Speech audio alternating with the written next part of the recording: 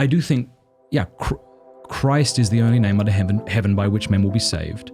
At the name of Jesus, every knee will bend, and Ben should become Christian.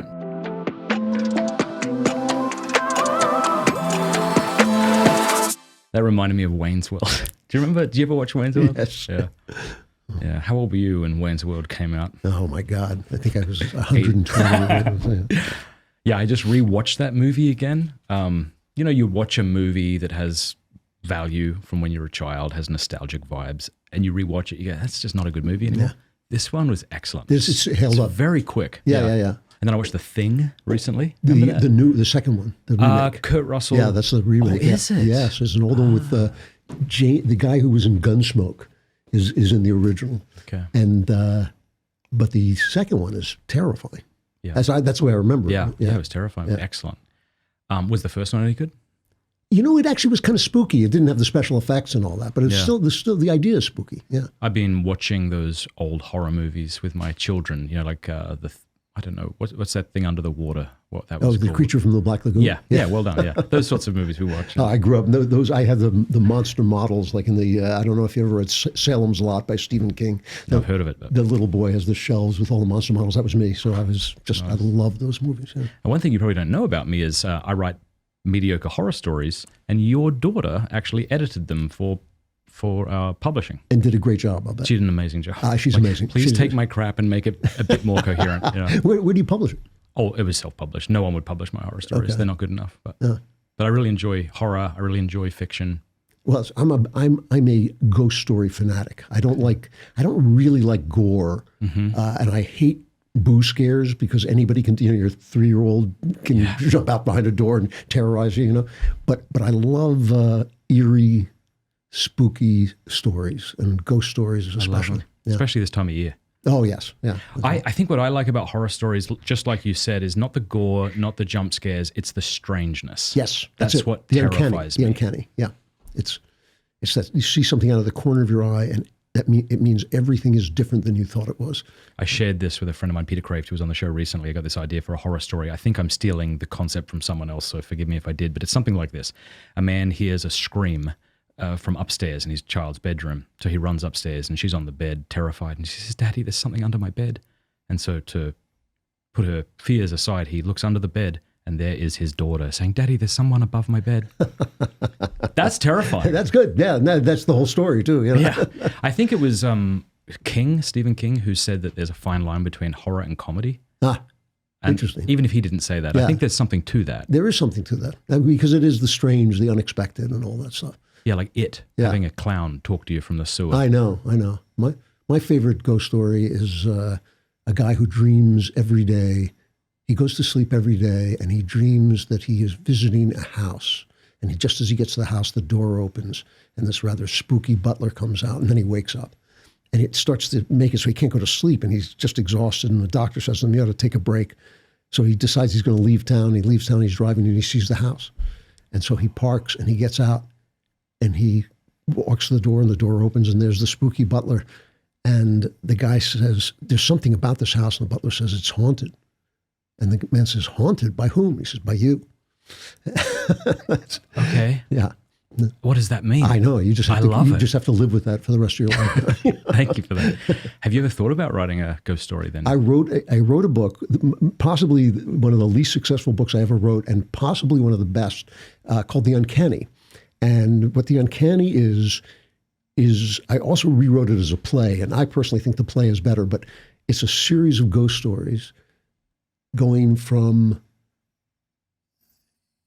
about 1200, written in 1200, until the present, until a modern horror movie that actually is telling something true that happened, an uncanny thing that happened. Interesting. And it's about this guy trying to find out what is the truth behind these stories, because he's dying and he's looking for some sense that life continues. I'm going to get that book. Yeah. And the Uncanny. The play was produced in Ohio. Okay. In a town, I'm trying to remember the name of the town. Steubenville. A little theater. Yeah, it wasn't Steubenville. But it was produced and it did well. It was a packed house for about a week, and it was great. That must be so edifying. Great. I love the theater. So I'm like, Now, I mean, I need people to know this, because if I were you, I would introduce myself like this to every single person I met, even if I hadn't met them. Even that wasn't the first time we were meeting. All right, so Klavan is the author of such internationally best-selling crime novels as True Crime, filmed by Clint Eastwood, Don't Say a Word, film starring Michael Douglas, and it goes on. Like, that's remarkable. I know. I've been a fortunate guy. Yeah. You've been trying to tell Ben how important you were for years now, and he's not getting the... No, he never listens to me. I mean, what was that like when that got picked up and you knew that Clint Eastwood was going to be... It was very funny because it was bought, that was the novel True Crime was a really big hit, and it was bought for a lot of money. And so it made the news. It was in the news. And it was sold to the movies before it was sold to the publisher. The manuscript was sold to the movies. And I'm trying to remember which company it was, but I can't. But anyway, I was living in England, and I flew to Hollywood to meet with the people who had bought it. And I walked in the door, and they'd had it for about 6 months, and they said, look, we can't crack this story. So we're sorry to tell you, we're not making this movie. That's the norm. That's the norm with most things that get bought. And so I wasn't shattered or anything like that. I was sorry. I said, oh, it's too bad, but the rights will come back to me. And I got back to England 2 days later, and I got a call from my agent, and he said, Clint Eastwood is making the movie. And I laughed. I said, sure, I'll believe it when I see it. And he said, no, you don't understand. When Clint Eastwood says he's making the movie, he's making the movie. And they went into production almost instantaneously. So it was kind of a shock. And unfortunately, it was not one of Clint's best movies. It did not come out. It was his fault, not yours. It was his fault. Well, it was a problem, Even then, I was not a very political person at the time, but I did see political correctness and thought it was ridiculous. And so the story of True Crime is that a white man is on death row. And at the very last minute, a reporter who's an absolute jerk realizes the guy might be innocent. And the reason he's the only person who can see it is because you have to be a bit of a racist to be able to see that this white. So they changed it in the movie, and they made him a black man, which made the film didn't make any sense. So it was a shame. I mean, even though it had many good things in it, and the other thing was, Eastwood, great, iconic movie maker, he was too old for the part. The guy was a womanizer. The star. Why does Eastwood do this? I just watched his recent movie where he falls in love with some gorgeous, buxom Hispanic woman. I'm like, dude, you're 95. Yeah, but he doesn't know that because gorgeous, buxom Hispanic women will sleep with him.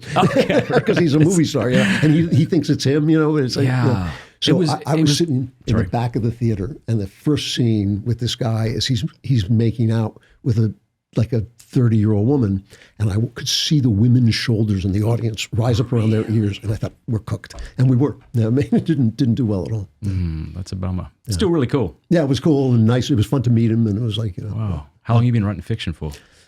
Forever, since I was a kid. I must have been about 13 when I decided that's what I wanted to do. Yeah. I want to thank you for sending me your new book, A Woman Underground, which releases what date? October 15th. But you can pre-order it right this minute. Great. We'll put links below so people can get it.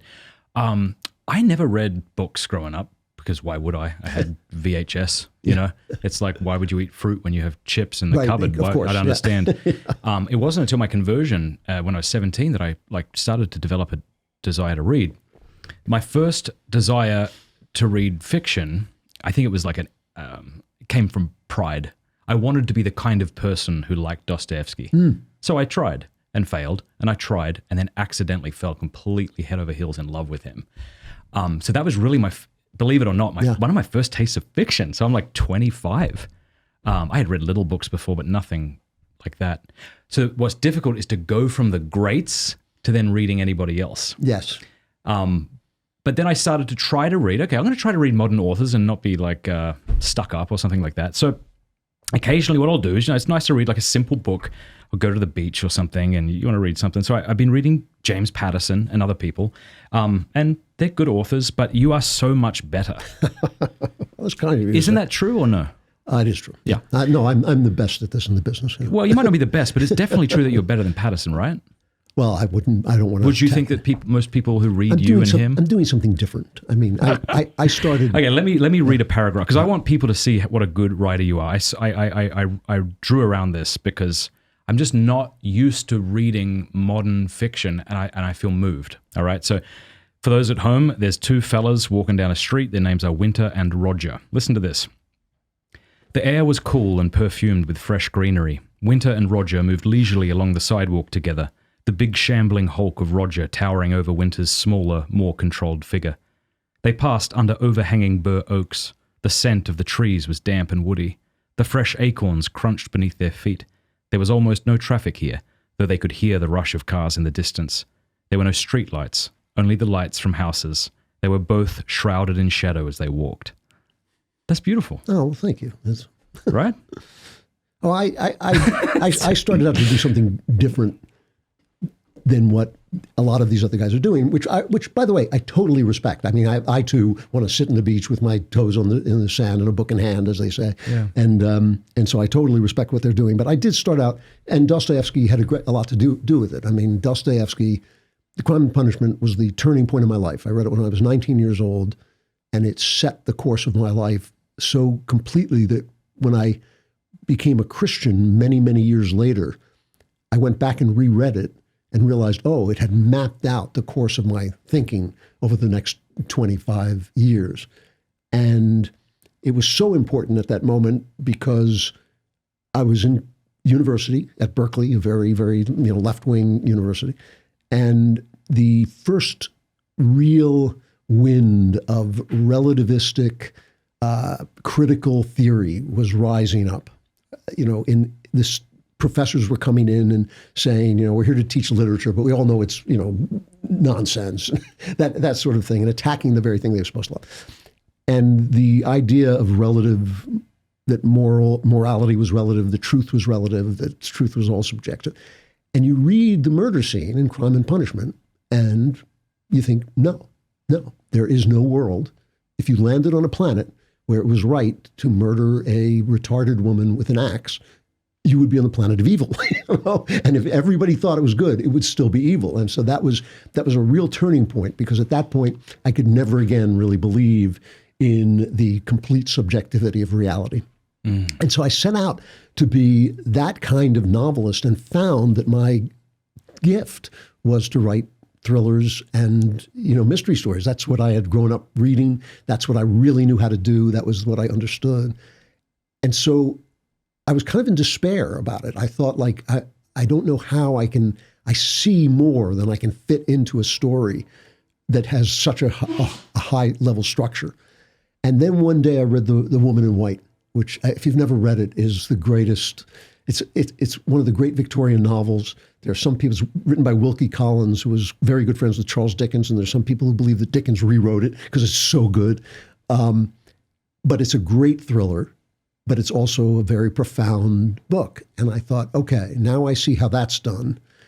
Now, if I can translate that into the American thriller, which is much more condensed and much swifter and uses much terser language, then I will have done something. And so that's what I set out to do. And I think at times I've actually accomplished it. And so I don't compare myself to guys who aren't doing that. I think that's good of you. That's good of you. It's actually just a good idea, just to be humble, even when you don't feel it, at least to ape it. I'm not saying you're doing that, but it's good just to ape it until it catches up. That's a good point. Yeah, and I also noticed that a lot of these modern authors write very, very short chapters. Yes. Like 2 pages each for people who are used to reading Twitter. And so your books aren't like that. Yeah. No, I mean, I try, and especially this is probably my valedictory. This is probably the last set of books I'm going to write, and I've never written a series before, and I'm hoping this will be about 10 books. And so I'm looking at it as a work. I'm not looking at it as each book has to be the whole thing, and that's making a big difference. So for those at home, this is a Cameron Winter, what do you call it, mystery. So you have, what is this, the 9th or the 10th? This is the 4th. Sorry. Yeah. Okay. Yeah. Forgive me. The 4th book in the series. Why did you decide to do a series at all? Yeah. Well, it's the one thing I've never done. And I have done, most of my books are, I'll call them experimental because I was always trying to put more and more into them. And so when I would finish, the book would be done. And I would think, why would I wrote a couple of trilogies, but that was it. So this book during COVID, it's kind of I don't know if you want to hear this whole story, but it's I do. All right. So when everything shut down during COVID, all my speeches got canceled, my travel got canceled. And for a writer, that's bliss. I was here, I'm crazy about my wife. I'm locked in the house with my wife. I thought, this is great, But I had this book I wanted to write about romantic poetry and how it had changed the way I read the Gospels. And I didn't even know how to tell anybody about this book. I tried to explain it to people, and I thought, I'm going to have to write this and publish it myself because it's so weird. It's so weird to say that reading secular poetry enlightened me on how to read the Gospels better, So I thought, I'm just going to sit down and write it because I'm stuck in this house and, what am I going to do? So I sat down and wrote it, and it was bliss. I was in a state of bliss. It was unbelievable. I felt like those lasers that they use on guns in the movies. I felt like God had shot this laser on the ground, and I was standing on that spot where I was supposed to be. And I couldn't even pray anymore because my prayers had gone silent because I had nothing to ask for or say. I just had to do this job, and it was bliss. And I'm writing this thing, and I got a call from my friend Otto Penzler, who is the guy who runs Mysterious Press, Mysterious Press. And he is pretty well widely acknowledged to be the greatest crime editor of his generation, which is really the last generation. He's now in his 80s. And he was locked in his house, and he called me up and he said, I want to do a Christmas novella. Would you be interested in doing that? And I had a Christmas story stuck in my head for 30 years that I could not figure out. I had the ending of it and sort of the beginning, but I couldn't figure out the whole middle of it. So I said, let me get back to you. If I can figure this story, it's been haunting me for 30 years. So I went out and I got this one little idea that cracked the story, and I called him up and I said, yeah, let's do it. It'll be fun. And so I finished this book about romantic poets and was going to publish it myself. And I thought there's one editor who might actually read it at least. I sent it to him, he bought it. And I was like absolutely gobsmacked. I was just completely, thrown off. And now I start writing this book, and it's also bliss. It's bliss on a different level. It's just, I'm having the best time of my life, And it's really, if I say so myself, it's coming out great. I mean, it's just like I knew when I handed it to Otto, who's never said a nice word to me in his life. We have a very New York relationship. We never say anything nice to one another, but he's a great friend, and he really has supported me in good times and bad. And he thinks it's a classic. So I handed him this book, and I said to him, this character is the first character I've ever written that I think could carry 10 books. And I'd like to write those books. And so he let me do them, and they've all done extraordinarily well, I think. And so it's been, a joy. It's been a joy. And the other book about the romantic poets came out. Yeah. I swear, I was going to publish it myself. I sent it to one editor. He bought it. He took me out for a drink and made it clear to me. He's a very elegant man. He didn't say this directly. But he made it clear to me, we're not selling any copies of this, but it's worth publishing. And it came out and it was a bestseller. Really? Yeah. It was just like a great, I had the best COVID of anybody. Yeah. This is the best plague I've ever been in. Yeah. Well, that's beautiful. Yeah. The other thing is obviously you're incredibly funny as your intro. Sorry, am I being too nice to you? Yes. Do you want me to make fun of you being bald or something? Would that help?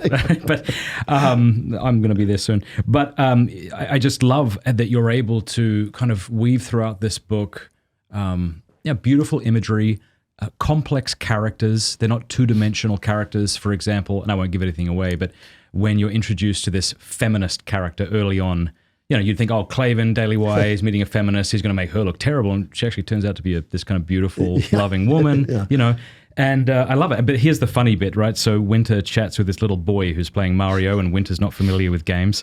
And so he says, Mario, Italian fellow, is he? What's he up to here? He's a plumber. He's going to rescue Princess Peach from Bowser, the evil turtle. Aha, an Italian plumber jumping on fanged mushrooms to rescue a princess from an evil turtle.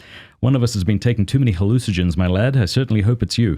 Yeah, so that's strewn throughout, and it's really appreciated. But the moral complexity of characters, I think, is so important because I think it was Flannery O'Connor who said that that's a trap that a lot of people fall into, is that they end up having their characters be the mouthpiece for their particular worldview, and you end up feeling preached at. Why is that not good, and how do you avoid that? Well, I think it's a real problem, especially with Christians. You find you have come upon this wonderful truth, and the truth gives you joy, and the truth makes sense, really does make sense of a world that's full of horror and evil. And you want to spread the word, and so you want to tell people this wonderful truth, but that actually doesn't represent what the world is like. It doesn't represent what the world is like, that everything is solved.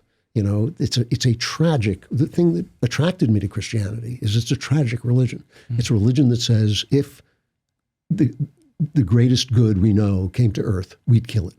We would kill it. All of society, every aspect of society, political, religious, the guy on the street, they would all get together and kill it. His best friends would run away. That's not like a happy, smiley story, right? And so one of the things that Flannery O'Connor does that's so wonderful is she maintains the grit and awfulness of life, and somehow out of that comes God, which is the religion. That's the real, that is much more to the point. So when I wrote, the book that I started with is a Christmas book. And so, Otto said to me, it has to be a Christmas book. You can't just make it but if people have caught on to this, it's a Christmas book with a lot of good Christmas feeling in it. But if you read it closely, it's not a happy, time story. And I purposely made Cameron Winter an unbeliever so that he could react to believers, because there are many Christian people in these books, but he is not a believer. And so he can react to them in an honest way and say, yeah, this person is still corrupt no matter what he believes in, or this is a decent person and would be a decent, whatever he thinks. And it is, since, they call it faith for a reason. It's not knowledge. We have taken a tremendous chance. We have taken a tremendous risk with our lives in believing what we believe, because it's going to make us, it's going to cost us money, it's going to cost us friends, it's going to cost us popularity in the world. And in order to do that, you have to really believe something that is not right in front of your eyes and might be, we could be wrong, we could be wrong. And you want to write that world, because that's the world we're living in, and it's very, very hard to do. I mean, as far as I'm concerned, for instance, I'm a huge C.S. Lewis fan, but I hate his fiction, except for one book. Well, actually 2 books, but I hate the Narnia books, because he sets up a great situation and then the lion shows up and solves everything. And that's not my experience of the world. Yeah. I mean, and so I'm very careful about it. I like that, yeah. Yeah, we live in a chaotic, messy world where our relationships are messy. We can't make ourselves do the things we wish we could make ourselves do. Yeah. We are a contradiction to ourselves. We're frustrated a lot of the time. So I think a book like this that can kind of help you enter a world that's like that, but somehow says it's okay, don't despair, but doesn't solve it for you. That's much more like my reality. Yeah. Something like that or no? Yes. I mean, I think you want it to be, life is full of suffering and anxiety and all the things that we go through.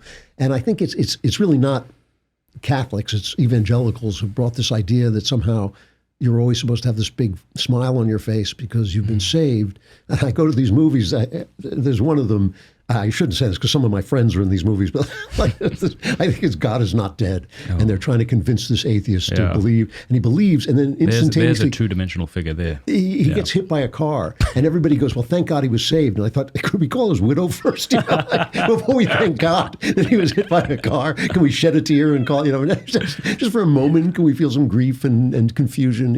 Yeah.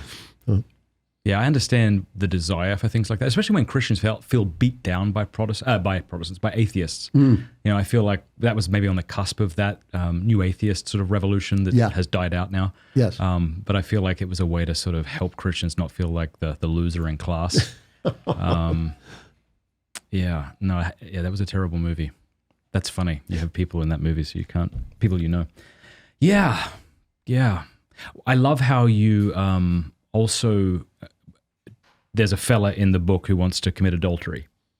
And the way you had him justify it was so beautiful because it's something like everyone understands, right? Like, I'm going to say this and everyone's going to misunderstand it and hate me, but I wouldn't trust a man who's been married for longer than 5 minutes who says, of course I understand the desire to leave everything and destroy my life. Of course I understand that. Yeah.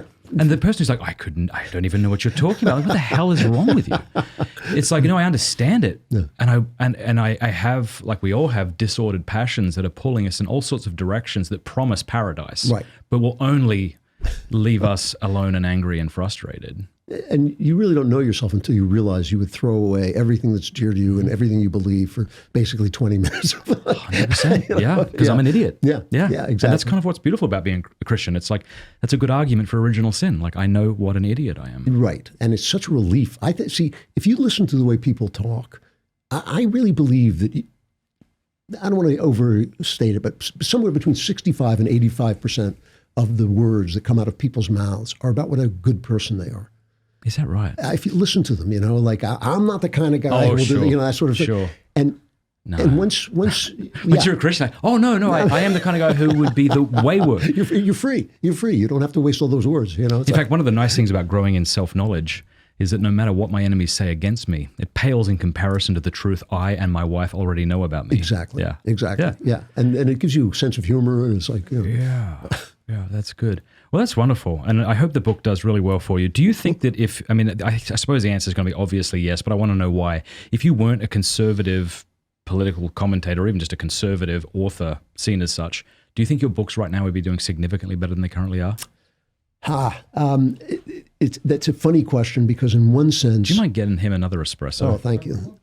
Thank you. In one sense, they're doing better than they ever have. I mean, all of these books have been all of the winter books have been on the bestseller list. Oh, the Times will not. I'll take one too, let's be honest. Sorry, they won't be on the New York Times won't put it on, but USA Today, which actually counts the number of books, they're just straight up who's selling more, So they've been on, each one has been on that list. And that's because I have the show and I reach out to the listeners of my podcast at the Daily Wire, and I say, please buy this book, and they find out, oh, he actually does this for a living, so it's not just some conservative guy saying, buy my book. I'm actually a writer who does a podcast. I'm not a podcaster who has written a book, and so they've caught on. So in some ways, it's been really positive.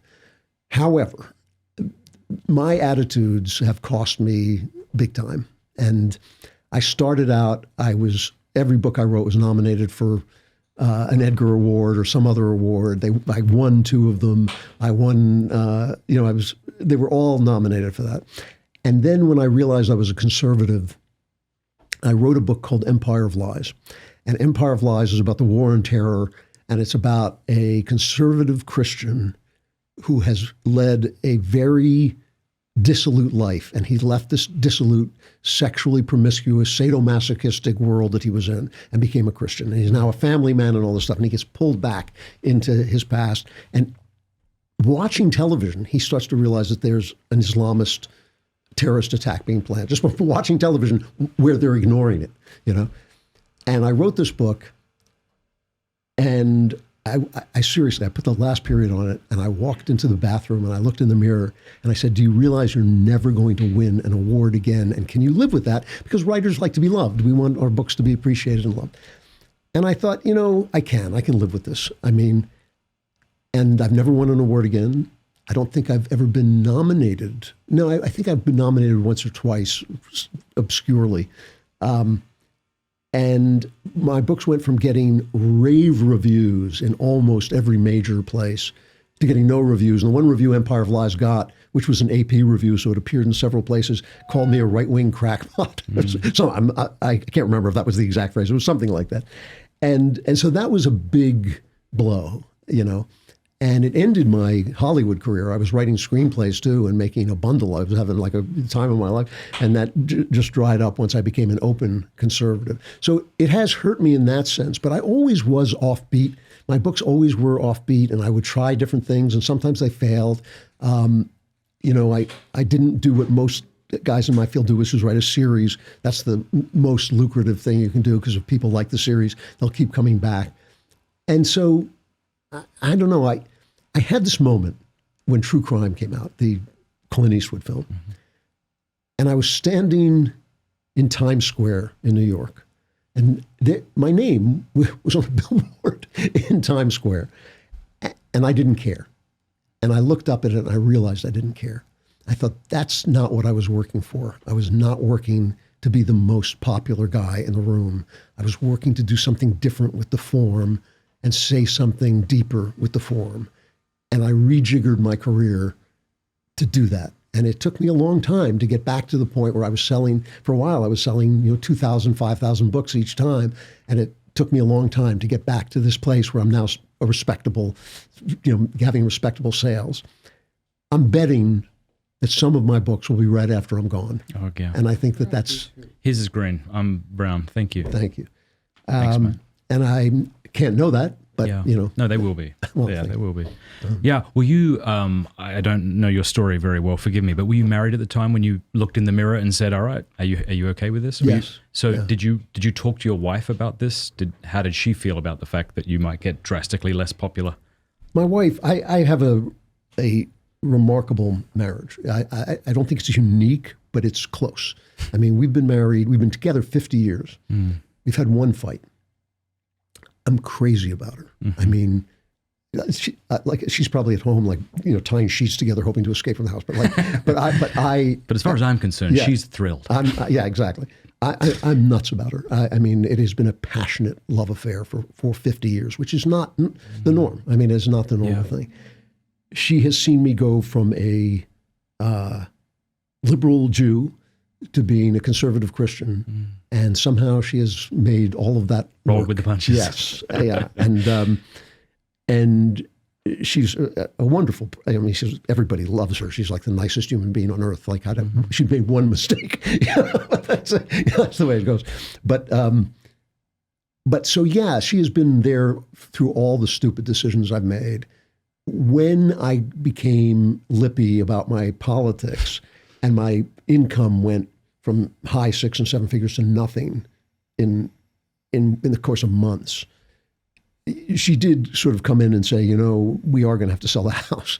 And I was like, really? She said, yeah, you blew up your career, and I was like, okay, and that's what we have to do. And she's been incredibly patient about it. I mean, any other 100 women would just rip my head off. But, my favorite story about my wife, computers had just become a thing. Home computers had just become a thing. And I'm writing with a pen and then typing my books on a typewriter, which takes months. So I'm writing and then the typing takes weeks and weeks and weeks. And I'm working to support us. I'm working as a news writer in a radio station.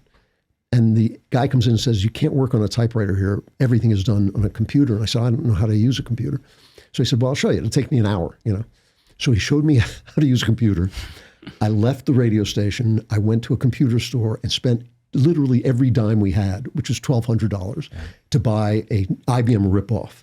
And I come home, and my wife comes home, and I'm ripping open the gigantic box. And she says, what have you done? And I said, I spent all our money, but don't worry, this thing is going to make it back for us. And she said, okay. People ask me why I love my wife. That's why I love my wife. And it did. I mean, it was a revolution. I mean, suddenly I could write books and they were just as good in half the time, a quarter of the time. And it revolutionized my career, but that's my wife. So that's beautiful. My wife is very choleric, and we fight. Yeah. By fight, I don't mean necessarily that it gets nasty, but we come into conflict. But very similar story. I had a full-time job and I wanted to take this podcast full-time. But if I were to do that, we would be making $35,000 a year with our 4 children and no health insurance. And she went, let's do it. So did she? She's crazy. Yeah. So she's so beautiful. You won the lottery of life. I mean, well, what's nice is there might be more selfish times where I think to myself, does she see I'm really pulling my weight here? I'm bringing money in for the family. Does she appreciate this enough? But what I've realized is, she didn't care when we had no money. Yeah. She didn't disrespect me when we had no money, and she's not overly concerned that we have more money now. Yeah. That's beautiful. That is a beautiful thing. But do it. Not everybody has that. I know. Sometimes I feel like marriage is we have this thing in Australia called the lucky drawer, where you have these wrapped up presents, you don't know what they are, and you give $1 and you just put your hand in and then you unwrap it, and then you know what you've got. Sometimes I'm afraid that marriage is a bit like that. You don't know what you got until 5 years in. I know. Is that too cynical to say? I mean, I mean, I can't help but feel there's the hand of God in it. I don't think I was nuts when I was young. I mean, seriously nuts, so that I had to be saved from my insanity. And I picked her up hitchhiking, Oh, wow.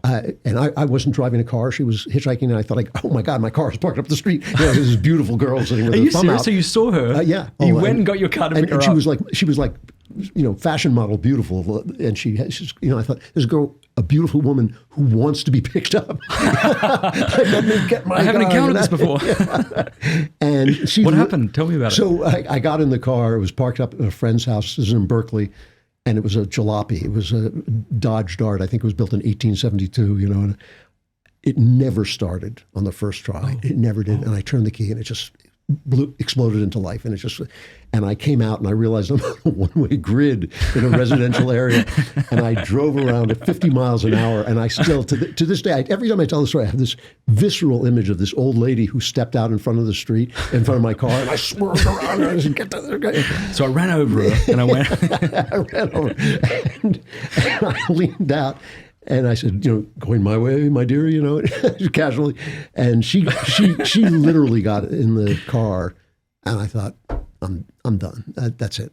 She is the girl. She got in the car, and I think she said something like sharp short, which means nice car. And I thought, yeah, no, this is, and the fact that I was right, and when I was so crazy and so, I wasn't right about anything else, it just makes me feel there's some kind of, some people, and I don't know why I got that and other people didn't, probably because I needed it and maybe other people don't know. I don't know. I also think sometimes obviously this is cliche maybe, we have this romanticized view of marriage. We don't realize that marriage is meant to bring our imperfections to the surface so that we can deal with them. Yes. And so when this woman turns out not to be God who will fulfill all of my desires, I decide that, well, she wasn't the one. I got to go find another person who looks like God. And it doesn't work. So it's like, your only option is a sinner, a wretched woman. Yes. And the fact that she can put up with you, you should be thanking God. I know, because if you leave her, you're going to marry the same girl over again. Right. Yeah, and have the same exact problem. It's so boring, and isn't it? then you realize it's you, which is really bad. Yeah, that's got to be. And then by that time, I've known people in my life. There's a fella I grew up with. This woman friend of mine. Her father abandoned the family, went to Bali. It was public knowledge that he was with prostitutes and things like this. He came back very obese. He had bleach blonde hair, though he was a dark Italian man, shell necklace, lived in governmental housing. And God bless him. I'd be worse if it weren't for the grace of God. And I mean that. However, I think of that and I think, it's just not worth it. Like, don't follow the shiny objects because they will lead you to be a fat man with a shell necklace and no respect. Just destroy your life. Gosh. Yeah. But at the time, you don't realize that when the sirens beckon. Yeah, I could have made a million mistakes. I mean, there's so many mistakes I could have made, and I don't understand it. I mean, there's a lot of my life I don't understand that people who grew up in a very similar milieu to me went in very, very different ways, and why I came out of it, with God, which has been the joy of my life. It's just been the as you say, it's like this path to self-knowledge and growth. I'm 150 years old. I'm still growing in this, kind of amazing adolescent way, and it's just, and I don't know why that happened to me. You seem very grateful. You seem like a grateful man. I'm so grateful. I mean, embarrassingly. Have you had to cultivate that, or did it just sort of arise within you naturally? It was like, I was just, my son said the other day, you get, God will give you everything you want, but you won't recognize it. And I think after a while, I looked around and I thought, everything I touch turns to crap, and everything I leave to God just goes great. I quit. I'm quitting my own life. I surrender. I'm quitting. And it's like I'm done being my own human being. And at that point, gratitude flooded me, and I was so crazy. I'm not joking about this. Tell me how crazy you were. Well, I was suicidal crazy, and I was. I'm sorry. I was about 28, and I cracked up, and I had a difficult upbringing in a lot of ways, and my life was going nowhere. I had a daughter. And I had a daughter I loved. I'm still crazy about my wife. And, I'm sitting in a room thinking, they'll be better off without me, And, when you come from that, and basically what happened was I found a psychiatrist and he cured me, which makes me the only person that ever happened to. And it was such a miraculous cure And when it was over, I didn't believe in the things that we had talked about. Like he was kind of a neo-Freudian. And so I had all these neo-Freudian insights and I felt better. And then I realized that was all crap. All those insights were crap. They weren't true at all. And I realized it was this kind of love that I had for this man, for this mentor, the only mentor I've ever had. And then I started thinking, and now I've got this wife who sat down next to me in a car, and I knew that was love. And I had already figured out that there had to be a God, but I couldn't believe in him because I was so crippled. I thought it would just be a crutch, right? Why would you? And when you've been through that, and I don't know why that happened to me, And so when you've been through that, it's hard not to be grateful. I genuinely believe it was a miracle. A miracle of healing. I mean, how do you go from sitting in a room thinking, I know exactly how I'm going to kill myself. I know what I'm going to do. I know when I'm going to do it. To being the obviously hilarious person you're talking to today. No, this person who just is like so happy to be here. How do you do that in the course of a year or 2 years? It's so.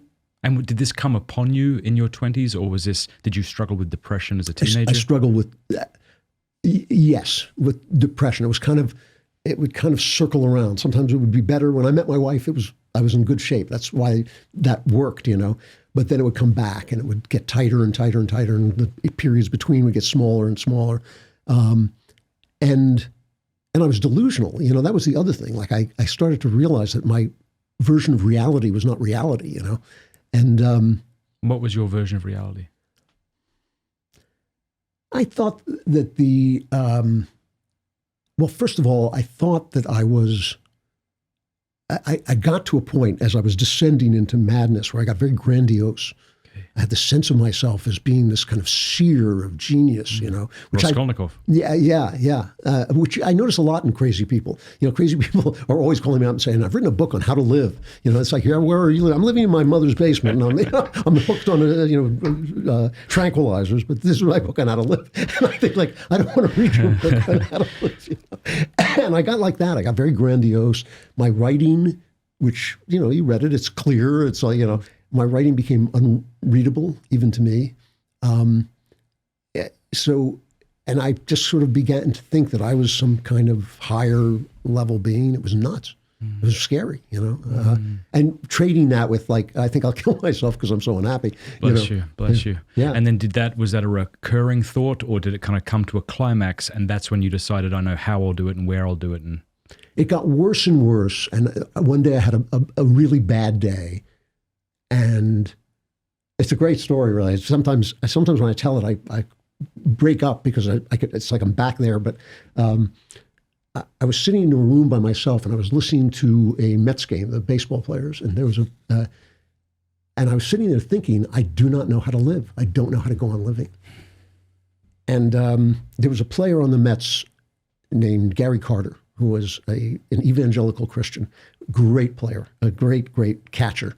And he was always talking about Jesus, Jesus, Jesus, and it would go right up my spine. It was like somebody had dropped a caterpillar down my shirt. So like he'd say, how did you get that great hit? Well, Jesus blessed me with his one, stop saying that. And I was sitting in a room by myself contemplating suicide, and the radio's on playing this ball game, and the game ends. And during the game, Carter had hit a game-winning single. And he had beat the throw to first base. And he famously had bad knees because he was a catcher, so he was squatting all the time.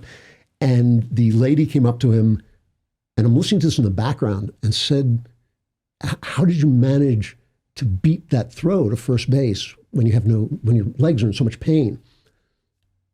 And if Carter had said, "Well, Jesus, Jesus, Jesus," it would have gone right past me. But what he said was, "Sometimes you have to play in pain." And I thought, that's the answer. How do you live? That's the answer. And I can do that because I am a hard character. I can do that, And what bothers me about it when I look back at it is I was weeks away from a sort of revelation that freed me from this depression forever. And I wish if I could go back and slap that kid in the face for thinking he killed himself. He may have killed himself if you did that. So I'm glad you can't go back in time and do that. But I'm so grateful that you're sharing this because, one of the beautiful things about fiction to me is when I read it and it helps me feel less alone. Yes, that's my whole goal. But that's in your life. story. What you're doing right now is helping people feel less alone. So thank you for being willing to share such an intimate part of your life. Well, my whole goal in life is that at 3 o'clock in the morning, you can reach out for one of my books and think, oh, somebody else has lived, in the same world that I've lived in. That's, yeah.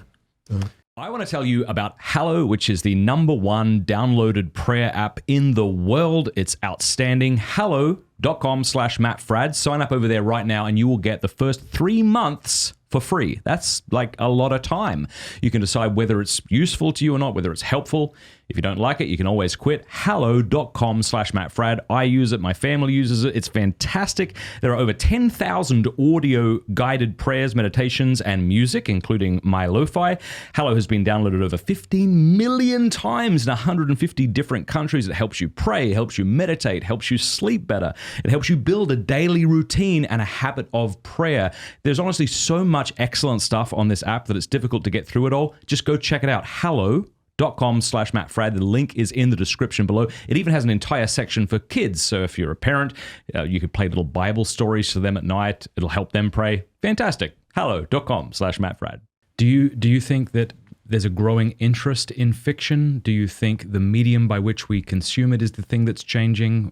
What's the future of fiction and why should people read it, I suppose? I think that in the arts are like the spirit. It goes where it will, so like you'll have a period where the novel is the biggest thing since sliced bread, and all the talent will go in because artists work for love. Mm-hmm. And then we had a century where the movies were the big thing. And then for a couple of years, television was the big thing. And right now our culture is very stagnant. And I think it has to do with godlessness and wokeness. I think we've lost the plot of what we were talking about, which is why I've started writing nonfiction critical works showing how even works that aren't about God are in fact about God. That's just the only subject there is in a way. And I think that fiction is now where, say, theater is. Theater is not something everybody goes to. They go to see Phantom of the Opera or some big musical, and yet some of the best works I've seen are works of the theater. And fiction is the same way. When I started out, one of the reasons I started out is because the novelists were the stars of the art world. Even though the movies were a bigger deal, if you were Hemingway, if you were Faulkner, it was like being Madonna. You only had one name. He's Hemingway. You don't have to know. It's not Bob Hemingway.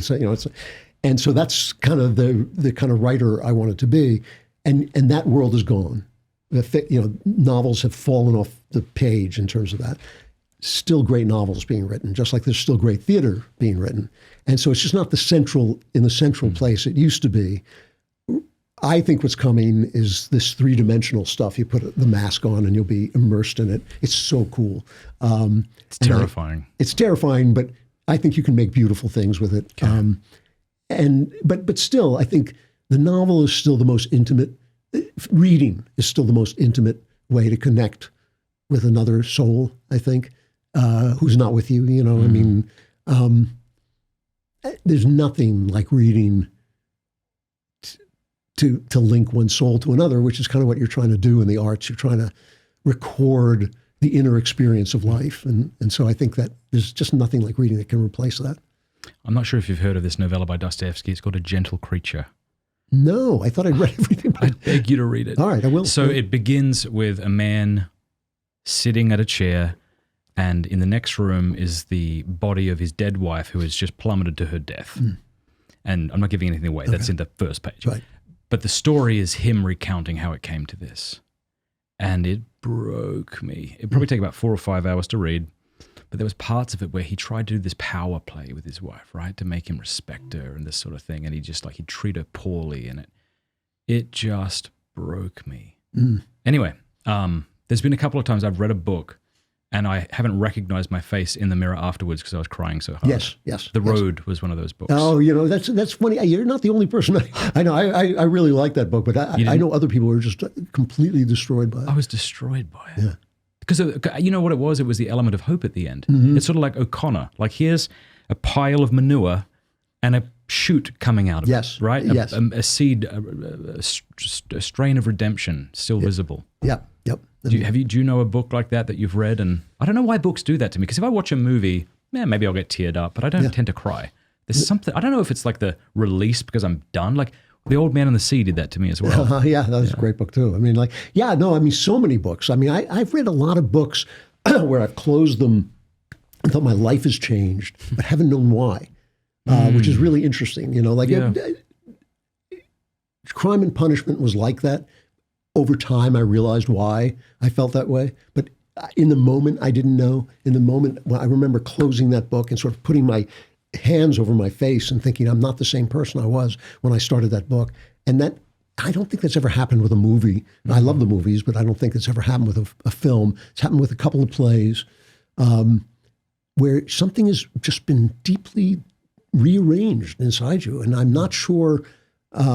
it's kind of, when I write nonfiction now, that's kind of what I'm thinking about. What does that, because I really believe that since God has died in our culture, we don't really understand the arts at all.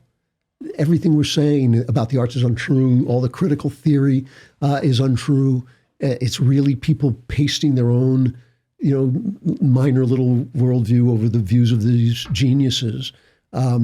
It's pitiful that kids go to school, and instead of learning, here's Jane Austen, here's what she saw, and here's how she said it. You only have to explain to people what the hard words mean. You don't have to really tell people your ideas, because who cares what you think? Right. You're not Jane Austen. Shut up. Yeah.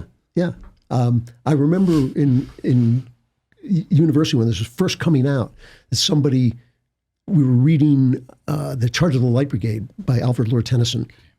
Wonderful poem, there's not the reason why, there's but to do or die. We all know some of the lines from this, and it's this wonderful martial poem of a true story of this cavalry brigade charging Russian guns and being blown away, but they won't stop charging, because they have such great discipline. Gotcha.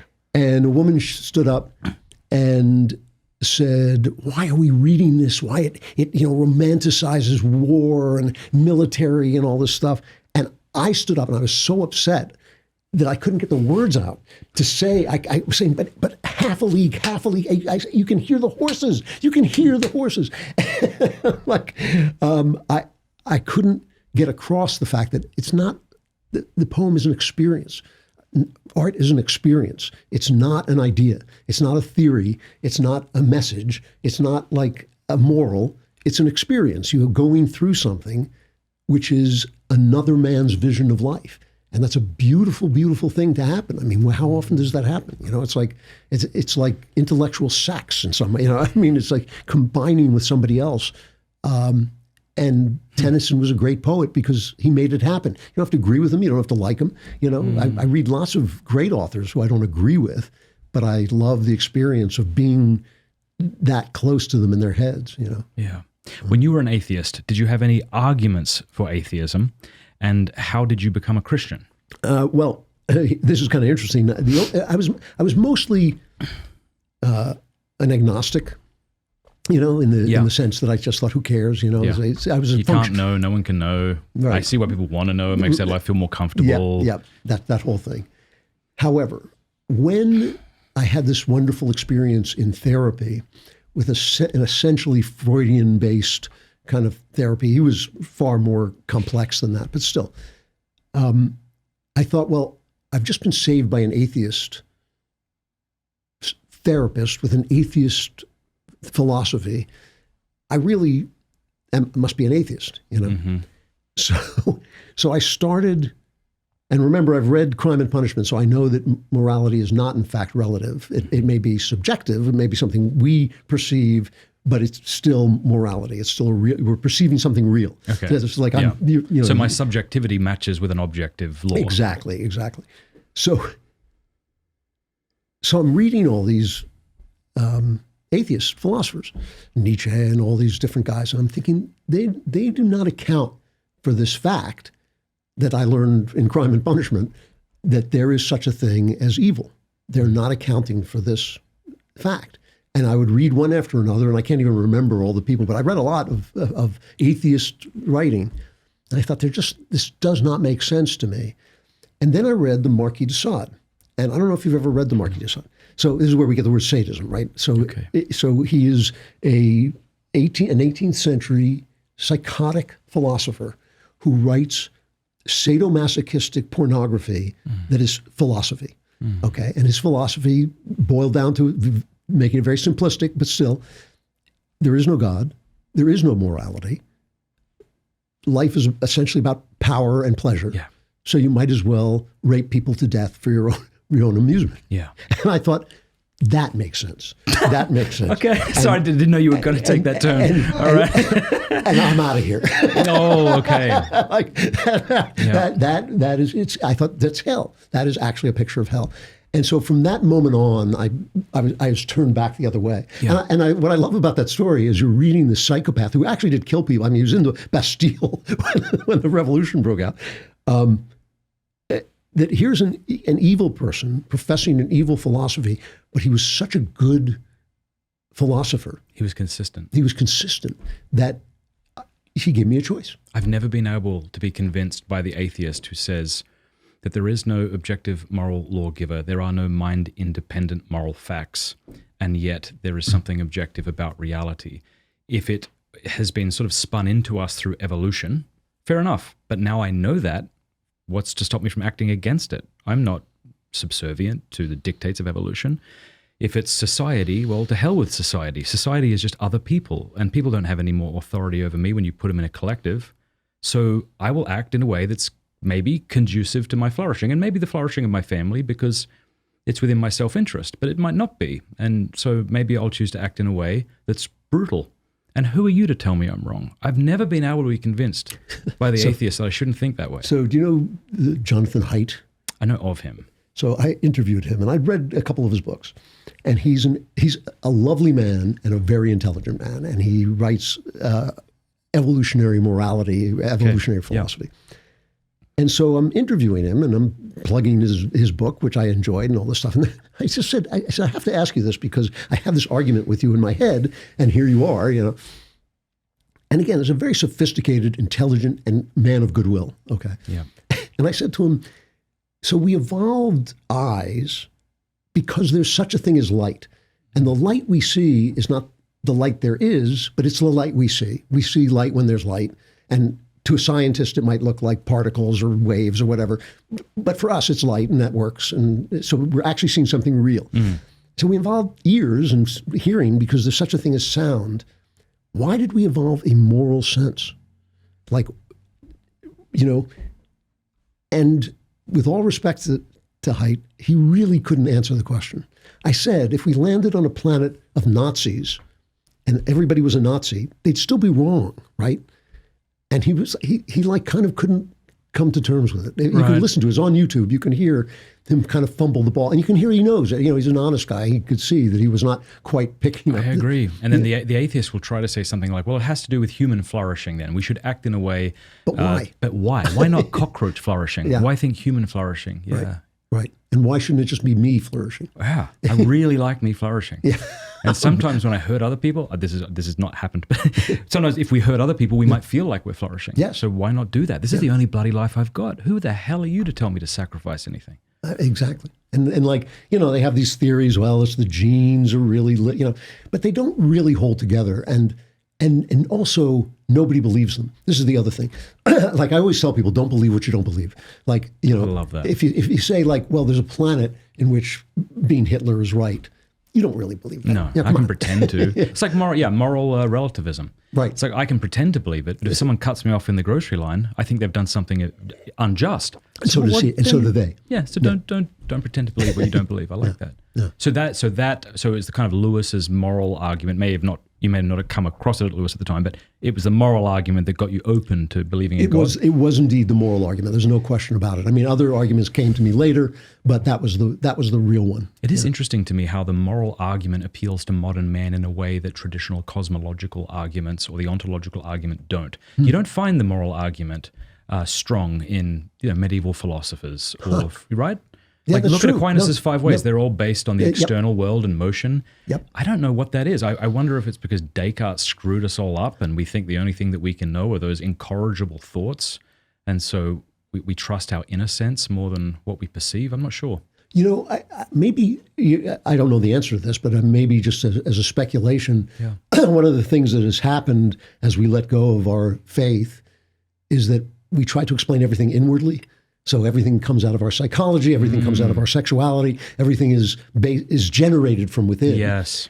So then when you get to this moral thing and you think, well, it's, as you say, it's not really generated from within because it can be harmful to us.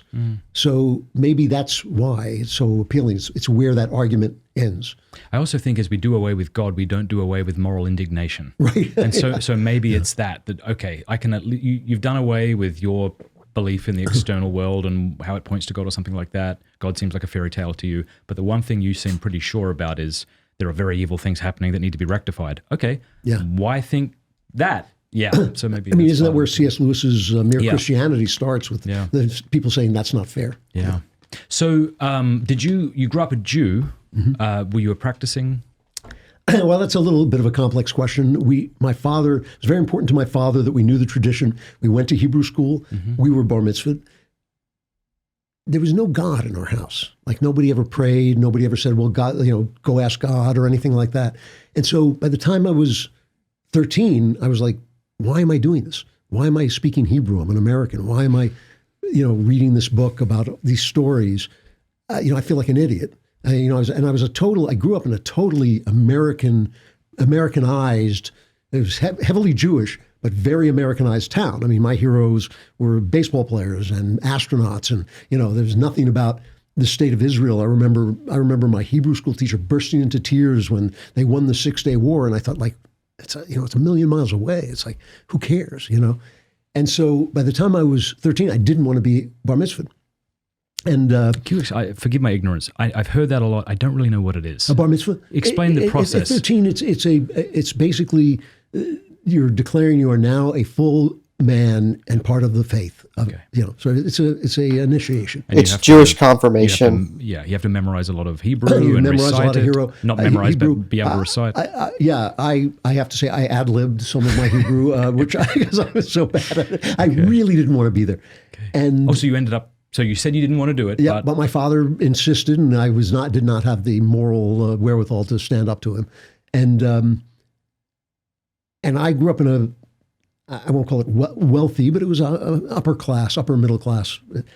And I was loaded with gifts. So for your bar mitzvah, it's like your big birthday. It's like a birthday squared, And I got jewelry and silver and gold and like war bonds, saving bonds, and like thousands of dollars worth of stuff. And it was the first wealth I ever had. I never saved anything or anything like that. And so I put it in this leather jewelry box. And over the course of all these stories are in my memoir, by the way. I wrote a memoir called The Great Good Thing, which is about my conversion. And I went about 6 months, I think it was, and I started to think, like, I lied. I got up in front of all these people and I said, I believe and I'm now part of this religion, and I'm not. I don't believe it at all. And one day, my father was a DJ, and he woke up early in the morning, so he went to bed very early, and the whole house was asleep. You mean a radio DJ? Yeah. What do you mean? Okay. Yeah, I didn't know if you meant at a club or something. No. He was a famous New York City DJ. Oh. And I got up when everybody was asleep, and I took this leather box full of thousands of dollars of jewels, and I took it outside. I crept outside and I stuffed it into the garbage because I felt like I had lied. It was ill-gotten gains. And I thought, I am done with religion. This is the worst thing ever. It just makes me feel like garbage. And that was kind of my stance for many years. So could I liken your sort of Judaism to, let's say, an Irish Catholic who's only Catholic because it's somehow connected to his roots in Ireland? Yes. So it was more about your heritage than it had to do with the doctrines. Yes, and my mother was an absolute atheist. My father, kind of didn't want to get God angry. It is interesting. I mean, I don't know many Jews, but it is interesting that there is this these liberal Jews who hold on to the rituals while denying the power. Yep. Whereas I feel like Christians, there's some of that for sure, right? There are Christians who attend Mass because but I feel like increasingly it's not a bragging card to say, I'm a good Christian. Like, okay, you're a horrible person, the world will say. So it feels like increasingly, if you don't believe it, you don't go. Is that happening in Judaism, or is it? No, not that I know of. I mean, Ben Shapiro, who is a believing Jew, makes this point a lot because people are always saying, why do Jews always vote for people who hate them? And he says, because they're not Jews. They're they're Hebraic in the Hebraic race or whatever. They're Ashkenazi. I think that's something that genetics. Ben and Catholics can share in common then, because we're pretty pissed off with Joe Biden declaring he's a Catholic and, and moralizing us about the beauty that is abortion while claiming to be a Catholic. Like, it's despicable and it's shameful, and it's a scandal. Yeah. And so I feel that, and so I suppose Ben feels something similar to those who claim to be Jews. While it is very frustrating to him, and I don't blame him. I mean, I think that it's a real thing that he does. He really does celebrate it and honor God through it. And one of the funny things about Ben is, if you've ever heard him, I don't think he does it in public all that much, but when he talks about, there's a Jewish word for it, but I can't remember what it is, where you discourse on a portion of the Torah. He's great at it. He's absolutely fascinated when he does that, and it's like, so it's a real thing in his life. And for me, it wasn't. For my father, it was, in terms of the fact that he was doing it for the tradition. He believed in the tradition. He believed it was important. Yeah. He was very obsessed. He'd been in World War II. He was very obsessed with the Holocaust. Very much felt that you had an obligation to stand and exist and persist as a Jew. But he never really passed on any kind of passion of beauty or faith or anything like that. So in the end, you were left with this kind of remnant of something that meant nothing to you. It was more important to me who won the Yankees game than what happened to Moses, who was dead. I mean. So why didn't you become a Jew then after you came to believe in God? Why Christianity? Well, it was interesting. I started to read about Christianity because I loved mystery. I love tough guy mystery novels. That was when I started reading. When I started reading about 15, 14, something like that, I started reading tough guy American mystery novels that really inspired me, and I loved them. And they were all kind of based on Arthurian legend. Okay. So, Hemingway's great book, The Sun Also Rises, is based on the quest for the Holy Grail, and the Maltese Falcon, maybe the greatest American mystery. It's all quest stories. And of course, Raymond Chandler, who's my favorite, wrote about a knight in Los Angeles. He's, the guy was basically a knight in shining armor in this sleazy trench coat in Los Angeles. It was a brilliant idea. And so I started to read the Arthurian books, and I started to realize that this Christianity stuff was at the center of literature. Mm-hmm. Poet William Blake said the Bible is the great code of art, and I started to realize that about the age of 15. And I thought, well, I don't really know anything about Christianity. Why would I? I knew about Christmas. That was good, So I went out. It had that going for us. Yeah, that was fun. I went out and I bought a Bible with the New Testament in it because we didn't have one. And I still have it, by the way. It's crumbling around. It's hilarious. And I thought, well, the Christmas story is in Luke. So I know the Christmas story, so I'll read the gospel according to Luke. This is an absolutely true story, by the way. So I'm 15 years old. I'm in my bedroom. The door is closed. And my father loved to burst in in my bedroom for reasons that are complex psychologically, and I won't go into them. And I'm lying in bed reading the gospel according to Luke, and he busts in and he catches me reading the gospels. I promise it's pornography. Exactly. No, shut up. So help me. You did not do that. But he screamed at me for reading it. He absolutely went berserk. And for reading the New Testament? Yes. And he said to me, and I said to him, it's literature. I'm reading it because I want to be a writer, and all the writers write about this, And he said to me, if you ever convert, I will disown you. I thought, convert? What the hell are you talking about? Maybe he knew me better than I knew myself, but like the fact that I was 15, I have to be honest with you, it was the 60s. I was sexually active when I was 15. He could have walked in literally with me, a girl in bed. And he would have been less angry. And he would have been less angry. I mean, he was angry about that too, but not like this. This was like he was... Why was he so angry? Because the Christians were the bad guys. The Christians were the anti-Semites. And the Christians, burned Jews in the Inquisition, and they led to the Holocaust. And, this was... There's a lot of justification for this. There was a lot of Christian anti-Semitism that kept me from becoming a Christian even after I had actually become a Christian. I had to really work it through. Was this inherent in the faith, or was this a cancer in the faith? And so that was, but it remained. I realized it was at the center of everything I loved. I realized Christianity was at the center of everything I loved. And I wrote a novel about Christ, which I lost, which was, trying to explain it away, trying to write a naturalist novel where it was all psychological. And I think it was quite a good novel, actually. And I rewrote, after I lost it, I rewrote a shortened version of it, which is terrible. But the original was actually pretty good. And so it became a kind of center, an organizing principle of my understanding of art, which I think remains valid. I don't think you can actually understand art without reading the Bible or understanding the Bible at some level.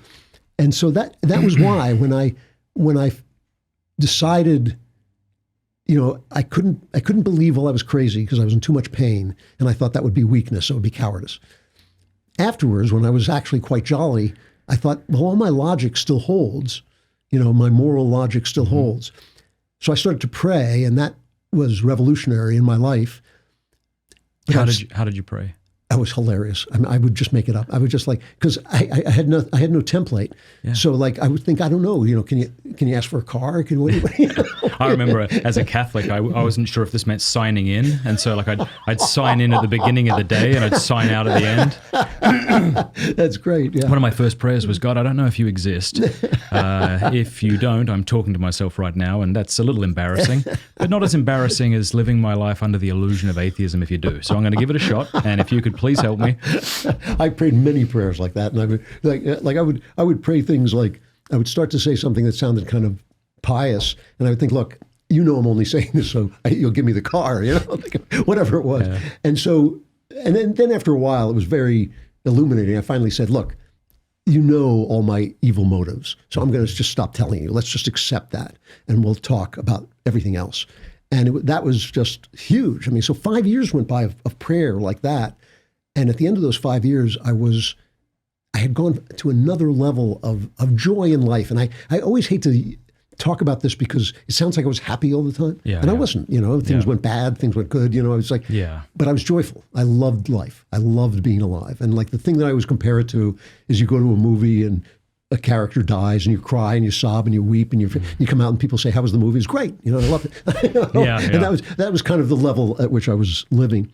And at this point, I'm a screenwriter, so I'm driving a convertible BMW in the hills of Santa Barbara. I'm just total ass. Okay. But I'm living the dream. And I'm driving, and I said to God, "Well, you have really revolutionized my life." And at this point, there was no question that I was talking to myself. I mean, I was getting answers for things that I would. Oh, I see. Yeah, you were talking to God. You knew that. I knew I was talking to somebody, and I thought, how do I repay you? How do what am I supposed to do? And it just instantaneously, it came into my head, you should be baptized. And it wasn't a voice, but it was instantaneous. And I was driving my BMW convertible in the hills of Santa Barbara, and I went, you got to be kidding me. Out loud. I just said, you got to be kidding me. Because that was, that was the end of my life. I was going to end my Hollywood career. It was going to end, I would become unpopular among my friends. My father would disown me, just thought this is a disaster, And so I argued for 5 months. God and I had this 5-month-long argument. And I'd read the Bible by then about 5 times and realized it was great literature and realized why it was at the center of. But it never occurred to me to believe it. Okay. And so at this point I thought, well, now I have to go back and let me go back and read it as if it were true. That would be a different experience. Not read it as literature. Let me just go back and read it like as history. And when I did that, I suddenly thought, oh, I get it. It's history. It actually makes sense. And the Gospels especially. Because I think there's all kinds of different literature in the Bible. I think, it's not like, I'm not one of these guys who takes everything literally. But the gospel story strikes me as 4 accounts of people who saw clearly something. intended to be historical accounts. Yeah. And if all those accounts matched up, you'd know they were lying. I mean, if you're a cop and you talk to 4 people about what they saw, they'll say the same thing. It's a conspiracy, right? But it's very realistic, and that. I thought, okay, I'm a Christian. I'm going to have to get baptized, and it ruined my life. How did you tell your dad? That's a very sad story. Okay. He came out. I thought I'm going to have to tell him because I know it's going to be in the papers at some point. I'm going to do an interview. I'm going to be a Christian, Dad, but I promise I'm going to be a really bad one. Really? Yeah, exactly. So I was living in California. My parents lived in New York, and they came out to visit. And I thought I'm going to have to tell him because it's going to, like I said, I'm doing an interview one day and he'll read it in the paper and that would be awful, I mean, we were never close, my father and I. We'd had too much fights between us, but we made a separate peace and we were civilized, and he was a great grandparent to my children. And so, that was a big deal. And they came over to visit in California and he walked in the door and he said, I have to go home. I'm seeing double. And I laughed because my father never went on vacation when he didn't have some medical emergency or business emergency. He had to leave early. So the minute he said it, I said, okay, whatever. He was like a very neurotic guy. And he went home and he had a brain tumor and he was dying. And I thought, I can't tell him. I'd just break his heart. It's not like he's going to say, oh, I'm a Christian now. It would just break his heart. And so the guy who I wanted to baptize me was a friend of mine who was an Episcopal priest. And that was back when there were still Episcopalians still believe in God. And so I would go back to New York and I would train essentially for baptism with this priest. And then I'd go visit my father who was dying, and he died on a Holy Week that was also Passover week. And it was quite a remarkable experience. And I was there with him for days and then helped arrange the memorial, and then got on a plane and went home and went to church on Easter, and like it was kind of a startling split screen movie experience. Yeah. Wow. Yeah. Now you've said that I want you to clarify. Yeah. You've said you don't want Ben to become Jewish, or you don't think he needs to become Jewish. No, this is. That's why I'm getting you to clarify. Okay, yeah. It's awful. It was just an awful experience because I was talking about salvation. And why I don't worry about Ben and why I don't nag him or, pound on him. Although we were once doing one of those backstage things where we're all together and he eats kosher popcorn. Uh-huh. And I want to know what makes popcorn kosher popcorn. I have no idea. But he said to his assistant, is this kosher popcorn? The guy said, yes. And so we walked out and Ben started eating the popcorn.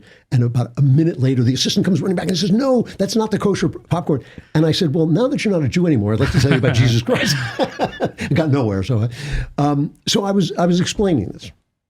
And basically, the first part of this was I have no vote on who gets saved and doesn't get saved. And I have no judgment about it. It's like, I don't know, and C.S. Lewis said this. He said, we know you have to go through Christ, but we don't know how that works, and we don't know, who it works for and all this. And I said, but in the Gospels, there is a story when Jesus says, you come before the king, and he says, you fed me, you gave me water to drink, and so welcome into my kingdom. And the people say, when? When did we give you food? And he says, well, you did it for the least of me. I said, and that indicates to me that it's not our knowledge that saves us. It's Christ's knowledge and Christ's decision that saves us. And I said, and I also believe that life continues after this mortal life. And I do not believe that somebody on a trajectory to Christ, that your time runs out and it's like, Jeopardy or something, and, you have to stop. I think that if you're on that trajectory, it's possible that you can continue on that trajectory. And I found, Bible quotes that kind of led me to believe that as well. And so what I said was, I see Ben and I see a man on the trajectory to Christ, and I see a man who serves Christ sometimes without knowing his name. And I said, Jesus told the Samaritan that it's better to know what you worship, but he also told people that the Good Samaritan had been a neighbor when the Jewish priest was not, So it seems to me there's just more going on than guess the name of God and you go to honk, Let me say, so you believe Christ is the Jewish Messiah? Yes. Right. Yeah. You would, if Ben was open to becoming Christian, you'd want him to become Christian. Yes, absolutely. Oh, absolutely. Yeah. So it's more like, I'm not going to annoy this fella every 5 minutes of the day. Yeah, and I'm going to trust him to God because I think he's a good man. Gotcha. And I think that I recognize his God as Jesus, and if he doesn't, maybe that's not. I just don't think it's a game show. I think this is serious stuff. I think life is serious stuff, and like online at the pearly gates are going to be Nazis, guys like that. I don't think they're going to look at Ben and say, "Well, you wore a funny hat. You're out of it." I think I agree with some of what you're saying. So let me first say what I agree with, and maybe what I don't agree with. Well, first of all, I think we can get so hung up on doctrinal purity that we forget that what Christ spoke a great deal about was loving the poor and forgiving our enemies. And so sometimes, especially if you've been away from the New Testament for a while, you can fall into the trap of making liturgy the greatest thing, or the fact that homosexual marriage may not be marriage. I don't think it is the greatest thing. Whatever the political item of the day is, like transgender ideology, like that becomes the biggest thing. Right. And then you read the scriptures and you just see Christ telling you to like forgive and to love the poor and to clothe the naked and to visit the imprisoned. And you're like, oh gosh, I better get about this. So I agree with that. I also agree that I used to have this tactic. I think Christians do it often, and it's kind of annoying, where they try to convert people, but they pretend they're not, and everyone can see right through it. Yeah. And it's very annoying. Yeah. So the kind of approach I take right now with, say, my Protestant brothers and sisters, so like yourself or somebody else, I might say, of course I want you to be Catholic, and I would love to try to talk you into that. Yeah. That more open approach seems to respect the person more than the sort of covert approach where I'm just like dropping books off and But I do think, Christ is the only name under heaven by which men will be saved. At the name of Jesus, every knee will bend, and Ben should become Christian. Yeah. I agree with all three of those statements. I just think that the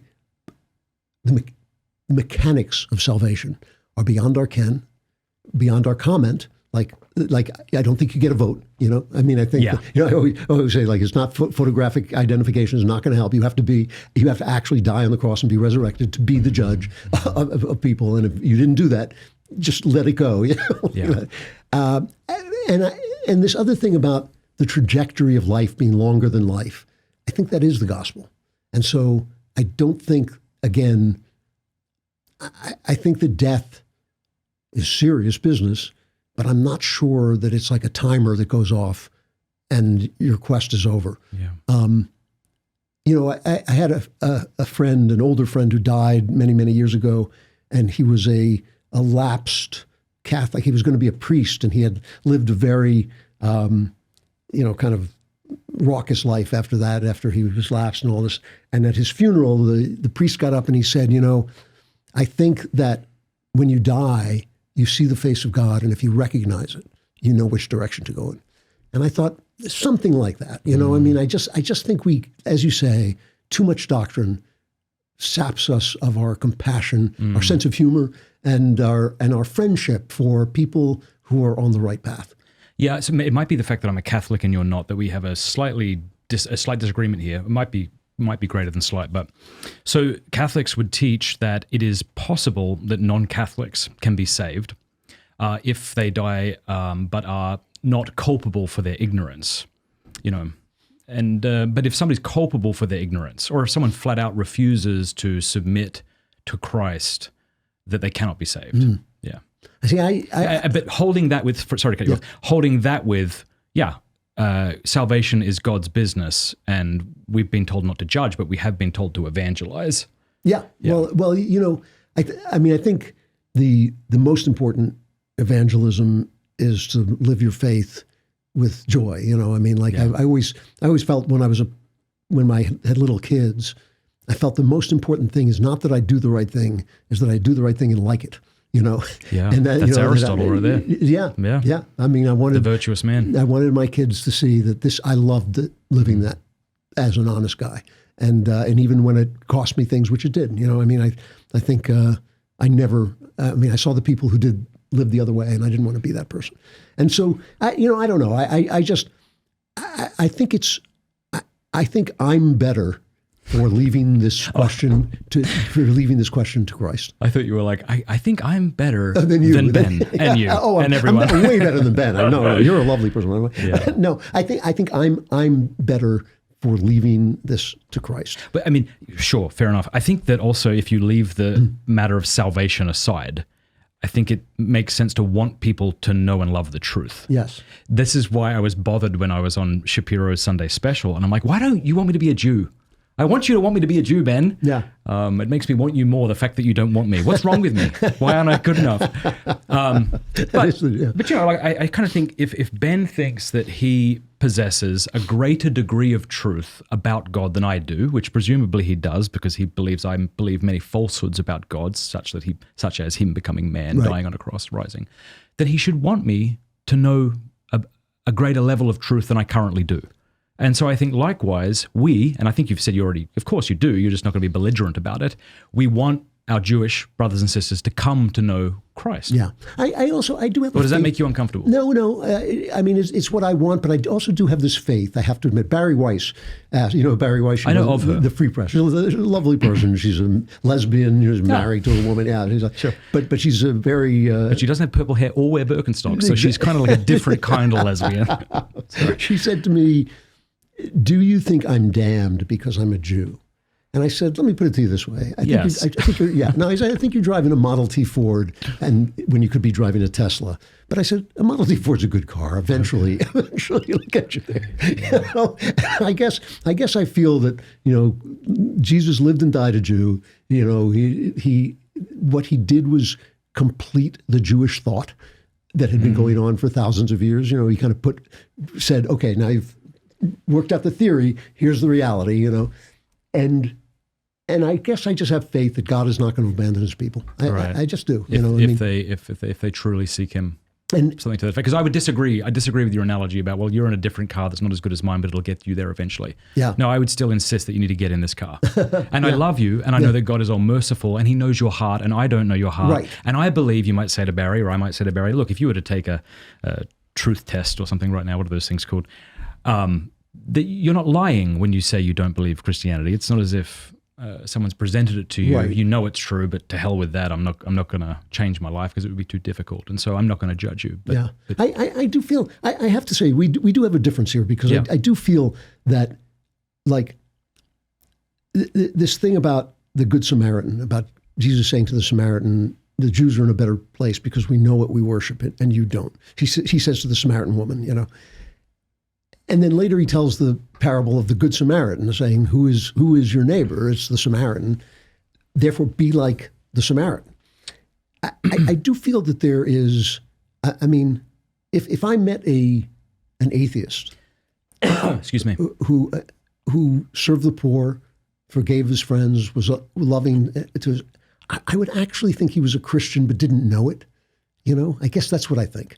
I think that it may be that Ben serves Christ without knowing it. And he would be annoyed if I said that, probably, but tough luck, it may be the truth. Yeah, no, I wouldn't think he'd be a Christian without knowing it. I suppose I would think he's a better man than me, and yet not yet a Christian. Because I guess I have a very specific definition of a Christian is one who is baptized, right, and then tries to submit himself to the life of Christ. But I mean, we're going back, like with Barry Weiss, we came back to the damnation salvation issue. I'm saying leave that aside and just say, we should want people to know the fullness of the truth. Yes. Yeah, you do. I mean, look, everything I write, everything I say, everything I do, that's what it's based on. I mean, it's the center of my life, and I trust to that. Yeah. But it is annoying to have people preach to you. I mean, no, it is. I mean, we all know what that's like. Yeah. Like when a Mormon comes to the door and pretends he's just there for a conversation, we know he has an ulterior motive. Yeah. We can respect his passion, but I don't want to talk to you, thank you. And we don't want to be that to our friends. We want to take a holistic interest in our friends. Like I've had friends who are atheists or Protestants or what have you, and I think I've been able to show them, look, even if you never convert, I hope we can remain friends. Like I love you, I learn from you and things like this. And consider that, the story I told you about wanting to commit suicide, and this Christian baseball player comes on, and he doesn't say Jesus. He says sometimes you have to play in pain. And what always moves me about this story is not me in that story. What moves me is God saying, this guy's not ready to hear my name, so I'm not going to send that message. Mm. That's an incredible act of humility from the King of Heaven, I mean, it's the King of Heaven putting aside his crown and just saying, you don't have to know this yet, but you have to know this little thing, that you're going to have to take up your cross, you're going to have to play in pain, If God can have that humility, I think the rest of us can have it in spades. Yeah. Well, thank you. Well, another point we disagree on, and this might be the last point, is what is your view of homosexual acts? Well, that's a really good question. I want to tell you about a course that I have created for men to overcome pornography. It is called strive21.com/Matt. You go there right now, or if you text STRIVE to 66866, we'll send you the link. It's 100% free, and it's a course I've created to help men, to give them the tools to overcome pornography. Usually men know that porn is wrong. They don't need me or you to convince them that it's wrong. What they need is a battle plan to get out. And so I've distilled all that I've learned over the last 15 or so years as I've been talking and writing on this topic into this one course. Think of it as if you and I could have a coffee over the next 21 days and I would kind of guide you along this journey. That's basically what this is. It's incredibly well produced. We had a whole camera crew come and film this. And I think it'll be a real help to you. And it's also not an isolated course that you go through on your own, because literally tens of thousands of men have now gone through this course. And as you go through the different videos, there's comments from men all around the world encouraging each other, offering to be each other's accountability partners and things like that. Strive21, that's strive21.com/Matt, or as I say, text STRIVE to 66866 to get started today. You won't regret it. Another point we disagree on, and this might be the last point, is what is your view of homosexual acts? Well, that's a really good question. And I have I'm an Anglo-Catholic. I mean, I'm what you guys would call Catholic light, probably. Okay. But I'm a very liturgical Nicene Christian. That is what I believe. You know, this Nicene Creed is my creed. You know, that's where I am. And my favorite theologian who was alive in my time was Benedict XVI. I mean, I've read. Me too. Oh my God! You know, wonderful. Like, yeah. I wish we had him back. Oh my, yeah. No, he was. The fact that he and John Paul II were in the same building at the same time is going to be one of the great high points of history. I think. You know, it's just so. I'm Catholic friendly. Let's put it that way. Yeah. But the reason that I've never become a Roman Catholic, before I get into this, sure. There's something I don't want to say that some of my best friends are Catholic. Almost all of my best friends are Catholic. All through life, you know, I've been very close to Catholic people, and my theology is as close to Catholicism as it can be. You're even close with scumbag Catholics like Michael Knowles. Exactly. I really crawl in the dirt to be near Catholics. I mean, But there is this one thing about Catholicism that it makes it sometimes difficult to talk about it, which is that because the theology comes down from authority, it means that individual Catholics sometimes feel like they may not be free to follow the evidence where it leads. And so it means that you're insulting them when you don't believe some doctrine that's important to them. And I hate that, you know, because I'm not. I wouldn't think that at all. Okay, I think this is just a conversation between two good-willed people who are trying to understand what's true. And I agree that very often it produces more heat than light, but I don't want to do that. So I don't think the church, any church, has yet gotten sexuality itself quite the way that I think Christ gets it. And I think that they get it the way Paul gets it. But Paul's kind of cranky about sexuality in a way that I'm not sure is Christ's view of our bodies. You know, that kind of, it's better to marry than to burn.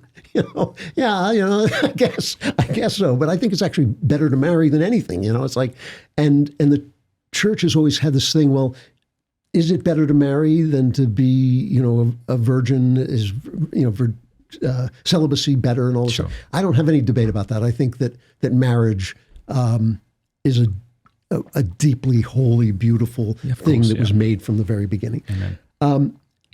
I am a heteronormativist. I believe that we were made to be heterosexual, that we were made to, you don't have to look at our bodies. We're like jigsaw puzzles. We fit together, you know, and out of that fitting together comes life. And all of that seems to me to be the center of humanity. But I also know that I'm living my life in the arts. Many of my great friends have been gay people. I think that they are born that way. I'm not sure. I think that there's a genetic component to it. This is my personal opinion. I'm not a scientist, but I think it's carried through the mother and it happens in the womb because they've never found it in actual gay people, but it recurs in families in ways that have nothing to do with upbringing. So, for instance, twins, you can have two identical twins and one of them will be gay and the other one won't be. And that's a very strange thing. So I think it's carried by the mother and occurs in the womb. So you're born in this anomalous situation where you are not fit for the normal, life-giving, central physical act of being human. And I think that that's a very... being human, what is it? The central physical reason for your body is to make more bodies. I mean, that's why we're here. We're here to, that's why the body is here. It recreates, right? It's like, obviously there's more to our lives than that. But that's what, a person can be born with one leg, but man is a two-legged creature. People are men and women. It's not good for men to be alone. To be together and make more life. That if someone is born with a desire that is opposite that, it's certainly an anomaly, and it may be a disorder. It may be some kind of, you might consider it a handicap. So then the question becomes, what do you do with your life? And I'm not sure that celibacy is the right answer. I understand why people would think it is, but I certainly don't feel like I'm the guy who has to enforce that or tell people about it. You know, I just don't. I feel like let each person work out his salvation in fear and trembling. I know because my son, who I love more than anything, is gay, and I've asked him this question, and he's like an incredibly honest person. You should talk to him. He's like, yeah. I said, is it if you leave out the bigotry, because he comes under people say terrible things about him, and he's this wonderful human being. That's got to be hard as a father. It's tough. I do want to show up at each and every door and punch their lights out. Repeatedly in the face. Exactly. But I said, if I took all that away, and it was just normal, and it was just like everybody was fine with it, like the left wants it to be, would it still be sad? And he said, yeah. He said, there's an inherent sadness to it. What's sad about it? That you are excluded from what is the norm of human love and human life, I see, despite people's opinion, yes, saying. Forget about people's actual, opinion. Yeah. I mean, and I've seen that in every gay person I've ever known, even the ones who won't admit it. I've seen that sadness. And I guess I just feel like, for me, romantic love is one of the great consolations for life. Because life can be very tragic and very hard, but romantic love is one of its great consolations. And I'm not ready to deprive somebody of it on a doctrine. Right. So I don't know how God is going to deal with a person who is in a loving, faithful homosexual relationship. But I have to believe it's going to be different than he's going to deal with, like Joseph Mengele, Stalin. I cannot believe that the God I know, the God I talk to every day, is going to say, well, yes, I feel the same way about your having this anomalous passion that you lived with in as dignified and as loving a way as you knew how. I feel the same way about that as your butchering children because they were Jewish. Yeah, certainly there are different sins. Yeah, I would disagree with you, and here would be my argument. So I would believe that the Bible is the Word of God. Yep. So when you say Paul's cranky, presumably you don't mean in those instances he's not teaching truth that ought to be submitted to. Well, I just wrote a big essay on how I read the Bible. Okay. And I don't want to That's okay. Well, let me lay out my argument and maybe go into it. Okay. So I believe the Bible is the Word of God. Nowhere in sacred scripture does it speak about homosexual acts in a positive light. Wherever it speaks about it, it condemns it. There is not one early Christian who would take your view, I would say. And I would say that they stand against the grain, against that first century Greco-Roman world where homosexual practices were tolerated or maybe even celebrated in certain instances, I'm not sure. The first Christian I can find to try to revise those scripture verses to make them say, well, it's about pederasty or it's about a power relationship, comes from a Catholic priest in the 1970s. I've actually looked pretty hard. I can't find anyone prior to that who would seek to justify sodomy. And so I would think that's a very good argument against it. And that would be my argument against it. So not because you said earlier about bringing the church into it. So even without bringing the authority of the church into it, I would say that. I would also say I don't like the words gay and homosexual because it tends to put people in a box. People can identify however they wish. They can say to me whatever they are, but I prefer same-sex attracted. So someone has same-sex attraction. And part of me thinks, all right, whoop-de-doo. Like, it's not us versus them. It's us. All of us deal with perversions in our sexuality. A man might wake up in the middle of the night after having a sexual dream and desire to masturbate. Is that natural? Well, yeah, it's natural that he should desire to seek sexual pleasure after having been brought to that edge, and yet it would be unnatural and wrong for him to masturbate. I think that's my opinion. I think masturbation's unnatural. I think it's also the case that if my wife and I were to marry, and we had consummated the marriage, but then a day after I get into an accident where I can no longer perform the sexual act, someone might say to her, "How can you live alone for the rest of your life? That's not natural." And I'd say, well, she's still obligated under the law of God to be faithful to me, even if we can never consummate again.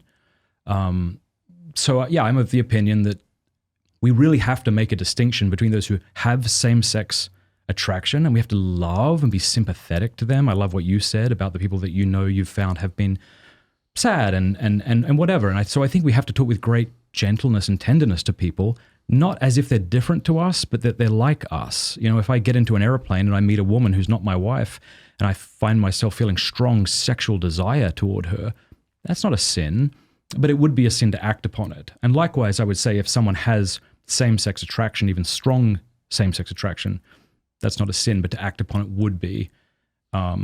So I don't know how you get around that argument unless you say the Bible does teach that sodomitic acts can be noble, or that what Paul and others say about it, they're just wrong, or by saying, well, we've misinterpreted those verses, we can reinterpret them differently. But then I want to say, how come it took us 1970 years to figure that out when the gates of hell should not prevail against the church? Yeah, well, first of all, my reading of the Bible is different than yours, but it's not so different that I disagree with you. I mean, so it's actually irrelevant to this conversation. Let's go there anyway. What's that? Let's go there anyway. So how do you read the Bible differently than me? Well, I believe, as I said, that the Gospels are true, a true story that people witnessed and are writing about, and that the four Gospels, even though people have twisted themselves in knots trying to say that they're actually all the same and they all correlate, they don't. There's discrepancies, as I would think there would be with four different witnesses of the same thing. There's no such thing as four different witnesses saying the same thing. So that makes it a true story. I think it's written by inspired men, but it's written by men. Okay. And they have personalities. Right. And their personalities, like all of our, the only voice to me, it always bothers me when people quote Paul and say it's the word of God. God actually appears and speaks in the Bible. That's the word of God. Now, that doesn't mean that Paul is in error. It means that he has a personality and he sees things in a certain way, and there might be other ways to see it. So I see, Paul is an absolute genius and an inspired genius, and a genius who has actually seen the risen Christ in front of him. So it's not like I don't take him seriously, but he also is a kind of choleric, guy who's like a little puffed up, and slip and castrate themselves, like that line. Great line. Exactly. It's a hilarious line. It's like, and you talk to Michael Knowles and it's like, yeah, they should, like, I don't know, I don't think so. So, I mean, he says things in this kind of overblown way and all this. However, that's actually irrelevant to this question. I don't think that it seems to me that when, Jesus says it was in the beginning that a man and a woman should come together and become one flesh. I think, that's basically what I believe. But I believe that people are hobbled by this. And calling it same-sex attraction, it's not the same thing, because gay men fall romantically in love with other men. Mm-hmm. An experience that I've never even come close to have. This is what I would, some conservatives say, well, it's a choice. And I think, well, you make it. Go ahead. Let me see. I mean, and that to me is, that's what I struggle with. What I say is like, okay, I have all my life have wanted to have orgies and have other women and meet women all the time. And listen, I worked in Hollywood and I was a successful screenwriter. You had opportunities, and believe me, I was not sitting around going like, oh, this is horrible. I was thinking, what I would tell myself is just picture, your children telling them you're moving out, and then you go home. Yeah. But it was a struggle. It really was. And so I understand that attraction is not the same thing as that I have a romantic partner in life, which is to me the most fulfilling relationship in my life. And I don't know if I can bring myself to say to somebody, you're gay, you can't have that because I think it's wrong, or, I think it's, and I don't know if you would say that to the man whose wife walks out on him, but they were validly married, presumably. You would say to him, yeah, like, you can't commit adultery, you're still married, wouldn't you? Or would you say, no, you can commit adultery because she walked out on you? So I know, I believe that that divorce is like blowing up your children's planet. I have said this many times. I think, like, anybody who says, oh, the kids will be fine, is talking crap. I mean, like, it is the worst thing you can do. And when I talk to young people, I can tell within 5 minutes whether their parents are divorced or not, just by the words coming out of their mouth. You just know it. It's just a terrible, terrible trauma. So, but I know people who got married, and by the time the wedding took place, they knew they were making a mistake. And they got divorced and they got remarried, and they were happy ever after. That was their marriage. I do think people make mistakes, and I think that mistakes need to be, can be rectified. I don't think people should be abused in a marriage. I think. Call me controversial. Yeah, I know. Call me. I think if your husband is beating the crap out of you, I don't know. I think. Yeah. So I guess my view on that would be, of course, that if your husband's beating the crap out of you, you have a moral obligation to leave. Yeah. And that even if you were to get civilly divorced, it's not the church, it's not the state that regulates marriages. In my estimation, it's the church. Well, what would the church say in that case? Well, that you would have to be separated forever. But you can't get married again? No, not if you were married. But I mean, Christ says this. If you leave your wife and have sex with another, you commit adultery with her. So it's just being obedient to the words of Christ. It's a hard, bloody rule, but where else are we going to go? Well, he made the exception for adultery, didn't he? Well, I think that term can be translated perhaps to mean something more like invalid. So I would agree, like with your friends, if they were to get married, but perhaps they didn't know what they were consenting to. Or perhaps two people go out and get drunk and they get married in Vegas and they wake up not knowing what they've done. We would say, well, you actually haven't been married. So that we do have a procedure in the church called annulments, which is not Catholic divorce. It's a declaration by the church that you're not married. So I do believe that that's possible. But I would condemn adultery, and I would condemn, so if my wife left me today, just picked up and left, even though I'm so fantastic. Yeah. Who could blame her? I would have to live without a wife the rest of my life. And if I were to try to seek out a woman while being married, I would commit adultery with her. And that's bloody hard. So I agree with you, and I like what you're saying, because I think what you're talking about is the messiness of human life. Right. But abuses don't negate the use, and there are still God's laws that I think we ought to submit to. So is it that way? So I disagree with you on that, on adultery. I also disagree with you. You seem to have a negative view of virginity. Christ talked about eunuchs for the kingdom and said those who can accept should. You have Paul saying something he didn't say those who, he said there are those who become eunuchs for the church. Did he not say those who can accept it ought to? Can you look that up, Josiah? And then, then the other thing is having Paul obviously speaking, I wish you all were like me. Yes. So again, like as a Christian, I would look at the word of God and say, I'm subservient to the word, even when I don't fully like it or appreciate it. Yes, I think you're right. I think I'm a little more freewheeling about this. First of all, I look at the world and I see creation seems to me far more hilarious and creative and imaginative than church doctrine. God seems to be having a whole hell of a lot more fun than the Pope. I don't know what that means. Well, look, because here's a church doctrine: God exists. Now, how is reality more hilarious than that? Well, no, that's a good one. I like that doctrine. So it's only hilarious when you disagree with the doctrines? No. When I said hilarious, that was a compliment. I was saying that the creation, that God's creation is just full of like life. It's full of this incredible diversity of life. And so you're right about this. We do disagree in the sense that I'm just really slow to say, I thought you were going to stop there. What's that? I thought you were going to stop there. I could have stopped there. I'm just slow. No, but I'm really slow to say, like, you have been put in this position. I now get to decide, or the church gets to decide what you do with this to live into God. So, I have a gay son. He is a deep believer in Jesus Christ. He's one of the best exegetes I know. I don't actually, he's pulled some of these moves with, saying that he's also an excellent linguist. He's a classicist. I've only heard good things about him. Yeah, he's a wonderful person. But I don't always agree with him when he tries to get rid of those things in the Bible, and I'm not trying to do that at all. Yeah. I'm just trying to put them in their place. I mean, we're talking about the redemption, the salvation of people who are a mess, all of us. And I actually don't believe, I see my entire view of what Christ is saying. One of the least quoted lines in the Bible it happens to be one of my favorites, which is Jesus said, "I'm telling you this so that the joy that is in me will be in you." And to me, that's a statement of purpose. I'm telling you this so that the joy that is in me will be in you. And what I see is that everything he says is to that end, and that the few times when he speaks, when somebody comes up to him and says, "What do I have to do to enter the kingdom of heaven?" He recites about 6 of the commandments. He says you have to, don't commit adultery, don't do this, don't do that.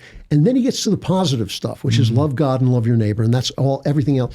So everything else is kind of an obstacle to that, anything that's getting in your way.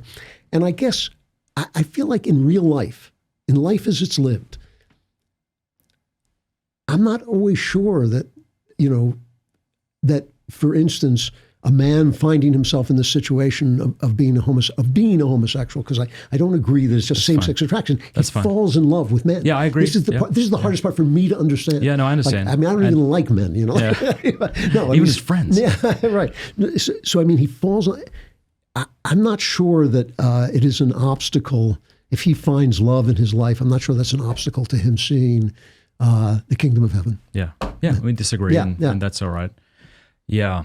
And I also, by the way, just to add the one thing, as a matter of pure politeness, I don't think we should bug people about they're horrible. We're all so awful, Yeah. Well, it depends. I mean, it really depends on how you're doing it too. Like, I think if in the context of friendship, I tell my friend, let's say, that he shouldn't be viewing pornography or committing adultery, I can say tough truths, but in a beautiful way. But I agree that, pestering people, that's different. Yeah.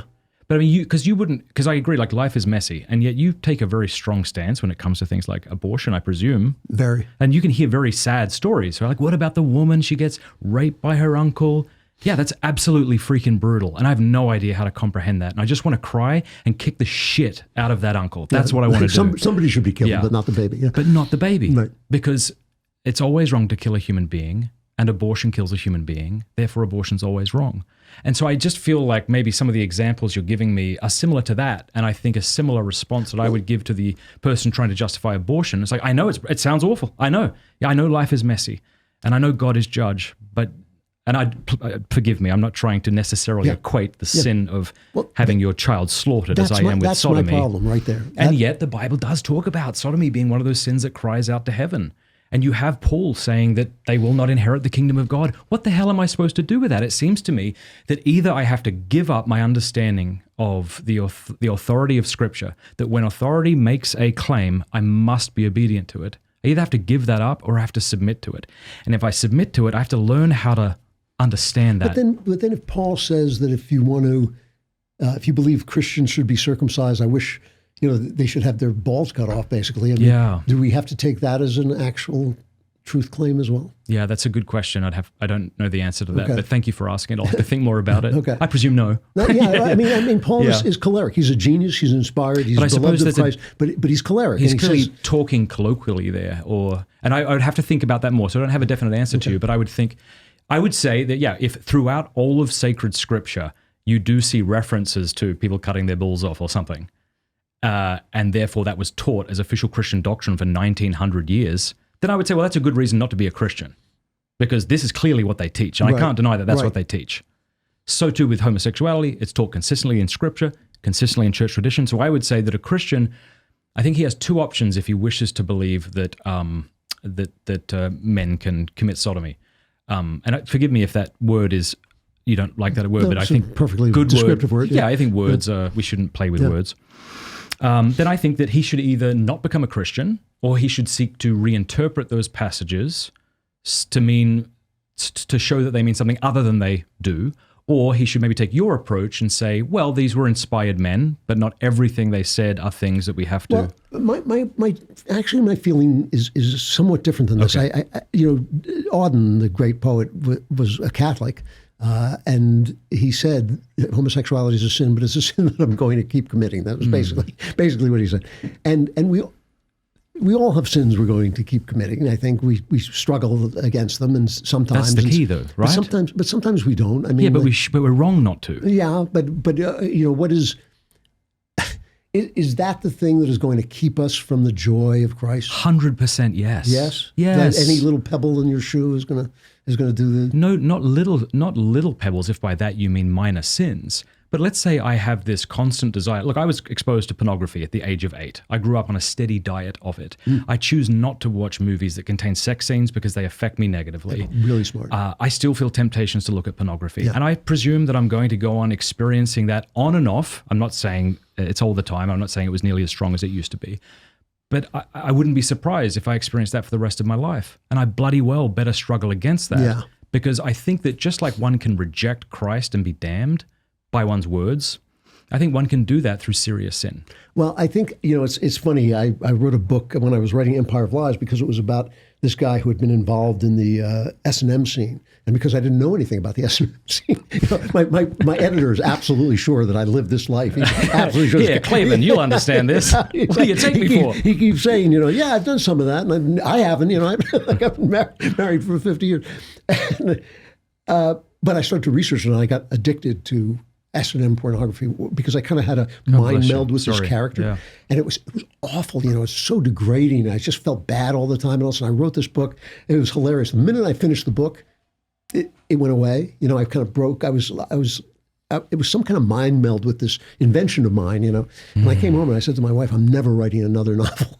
And her response was, that's nice, dear. Sit down and have your dinner. That was like her literal response. Because I felt like I'd been decimated by this, just writing this stupid book. It's a good book. I mean, I stand by it, but it's like, and so I do know that is incredibly, it's incredibly degrading. I mean, it's awful. Yeah.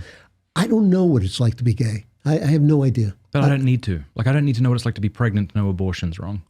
That's different. That's not a good comparison. Isn't it? Why? No, because you don't have to know what being pregnant is like, because it's not being pregnant that's the sin, right? It's killing the baby. Right, but the woman would explain it and say that you don't know what it's like to be. That's a stupid argument too. But what I'm saying is, I don't know.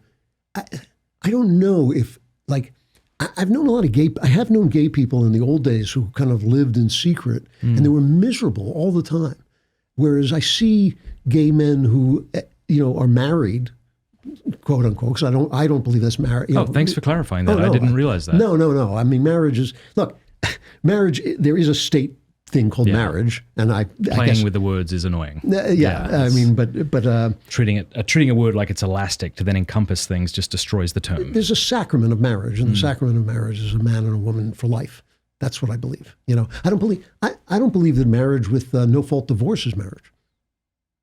I believe that when they have marriage and you can get divorced just by saying, I believe that a marriage where I think that there are exceptions, that people would accept that you shouldn't be abused, that you shouldn't be cheated on all the time and all this stuff. And I think that annuls the marriage. I actually believe that you're not married if that's the situation you're in.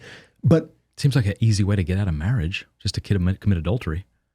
But that's not the same thing as somebody who is cheating on you. Like go commit adultery so I can get divorced is not the same thing. But if you committed adultery, could you just then say, look, I committed adultery, therefore we're no longer married? No, but I think the other person might say, you are perpetually committing I don't think committing an act of adultery ends a marriage. I think if the other person is not married to you in the sense that he's cheating on you all the time, you're not married, right? Yeah, no, I disagree. Really? Yeah. You're still married? Yeah, I am still married. And I would think that if my wife committed serial adultery on me, she'd maybe be on her way to hell, that she'd be a disgusting person, that she ought to repent. And I would pray that I would have the grace to forgive her. Yeah. But I couldn't go marry someone else, and I couldn't go have sexual enjoyment with anybody else. God, I can't help feeling, I don't believe that Jesus wanted us to make the world a better place, because I don't think he thought the world was ever going to be a better place. I don't think that's one of the commands, go out and make the world a better place. I don't think that's it at all. I think it was a question of saving souls.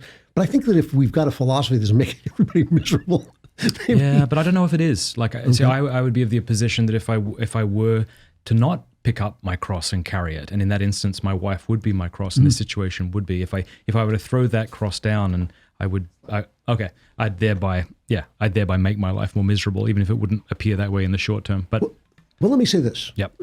If I had to choose between the Catholic view of sexuality and the view of sexuality prevalent today, I would choose the Catholic view. Yeah. But I don't think those are the only choices. I think there's certain compassion on the variety and craziness and stupidity of human existence, I think, is worthwhile. Well, fair enough. Let's. I'll just please conclude just with this verse, because we said we would find it. So Matthew 19:12, there are eunuchs who have been so from birth, and there are eunuchs who have been made eunuchs by men, and there are eunuchs who have made themselves eunuchs for the sake of the kingdom of heaven. This is a verse that Origen misunderstood and castrated himself, and is therefore not often considered a church father in some circles because of that sin. But clearly he's talking of a sort of spiritual thing. He who is able to receive this, let him receive it. See now, maybe I misread it. I know that those are the lines, but I thought what he was saying is he was able to understand this saying should receive it. It's a hard saying, but you should receive it. Yeah, well, I guess we'll leave that to exegetes. Okay, yeah. Well, that verse also coincidentally is immediately following the verses on divorce you guys were discussing. The verses on what? Divorce that we were discussing. It follows on the heels of that. Yeah. Can I ask you how you joined the Daily Wire? Like, what was that experience like, and did you think it would be successful? Oh, wow. Well, here's... do you want a cigar or not? I'm looking at him. I don't want to lose my voice because I'm getting... What if you smoked a cigar until you lost your voice and then we quit? Let's do it. Yeah. You are Satan, actually. Now I understand. Now I understand why we're... What do you prefer? I mean, they have more of a light this sort of... The light one is a little... I'll let you feel free to... What's that? Oh, do you want to have a break? Do you need to go to the bathroom or anything? Or? I'm good. Yeah, we're fine. Thank you, though. What... I'm good. Coffee? Do you want a coffee? Coffee. Yeah. Cheers. We're still recording. Okay. Just before you say something terribly anti-Semitic or something. So I have a superpower, and I will tell you my superpower. I can't wait to hear it. Because I grew up with a father who was a famous DJ, I have a remarkable skill for identifying broadcasting talent. Yep. And thank you. I knew Ben Shapiro just kind of hanging around the conservative LA scene. Yep. And thanks. And I liked him, he would pop up and he would talk fast and say funny things, and I always enjoyed him, But one day I was recording an audiobook. I was recording one of my books for audio. Oh, good, I want that. No, you first, go ahead. And so I was not writing as I usually am in the morning. I was driving to the studio, and I turned on the radio, and Ben's radio show was on. And he had two other co-hosts who were on. Yeah. And every time he would talk, I would think, really, this guy is great. Yeah. This guy is a radio star. And I think I sent him a text. I can't remember how I communicated to him. I said, I think you are a genuine radio star, and they should get rid of the other two hosts. Actually, I will if you don't mind. Thank you. I once told Josiah, maybe he could do makeup for my guests and me, and he said he would quit the moment I asked him to do that. So I'm not sure we're asking him to make us espresso comes, but... sorry, continue. After you were at Daily Wire. What's that? Oh, yeah. I came back from Daily Wire. So I went to your compound in Nashville. Oh, yes. And I was so impressed with the whole place. Oh, and, my Lord. do you want your makeup on? I'm like, what? I mean, yes, I probably need it. If you can help this in any way, yes. Well, with me, it's like they bring out a chisel. But that's when I got back and I said to him, maybe you could do makeup for people. It's like, I will quit. So I don't know how making espressos for us is going to... So I was working at a place called PJ TV, and it was the Daily Wire before there was the Daily Wire. Okay. And unfortunately, it was badly run, and it wasn't, even though I liked the people there, all the people that Andrew Breitbart, Andrew Breitbart, I don't know if you know him. I've only heard good things about him. Wonderful, crazy man. But he collected all this conservative talent. Yeah. Who were kind of wandering around LA, and he brought them all together. And then this place, PJ TV, he couldn't pay them because he had no money. PJTV started to pay them, steal us away. And I would say, I said to Breitbart, I hate to do this. He said, no, go where the money is. You got to take the pay. He was great, great guy. And so PJTV was a beginning for this place, but I realized it was not being well run. And I took a job with Glenn Beck, who I love and I loved, but I knew it wasn't. I knew my sense of humor was not going to work, and it didn't. Really? But for 6 months, I had a good time. But it got me out of PJTV. And at PJTV, I was working with a guy named Bill Whittle, and he was kind of their big name. And he and I got to be friends. And Bill Whittle had this friend, Jeremy Boring, and Jeremy Boring would kind of follow Bill around and sort of give him advice and all this stuff. And Thanks, mate. and I couldn't really get Jeremy, like I thought, why is this guy always around? Cheers. What does he do for a living, And You're right. so one day I was at a conference, and Jeremy and Ben came up to me and said, we love the satires you do for PJTV, because I was doing these funny things. Like similar to how you begin Yes, your shows now? They were exactly like Dude, that. they are brilliant. Oh, thank you. How many times have the Babylon Bee tried to get you? Because you do it better than them, and they do it well. They do. I always call them the second funniest people on the internet, but I only do it to annoy them.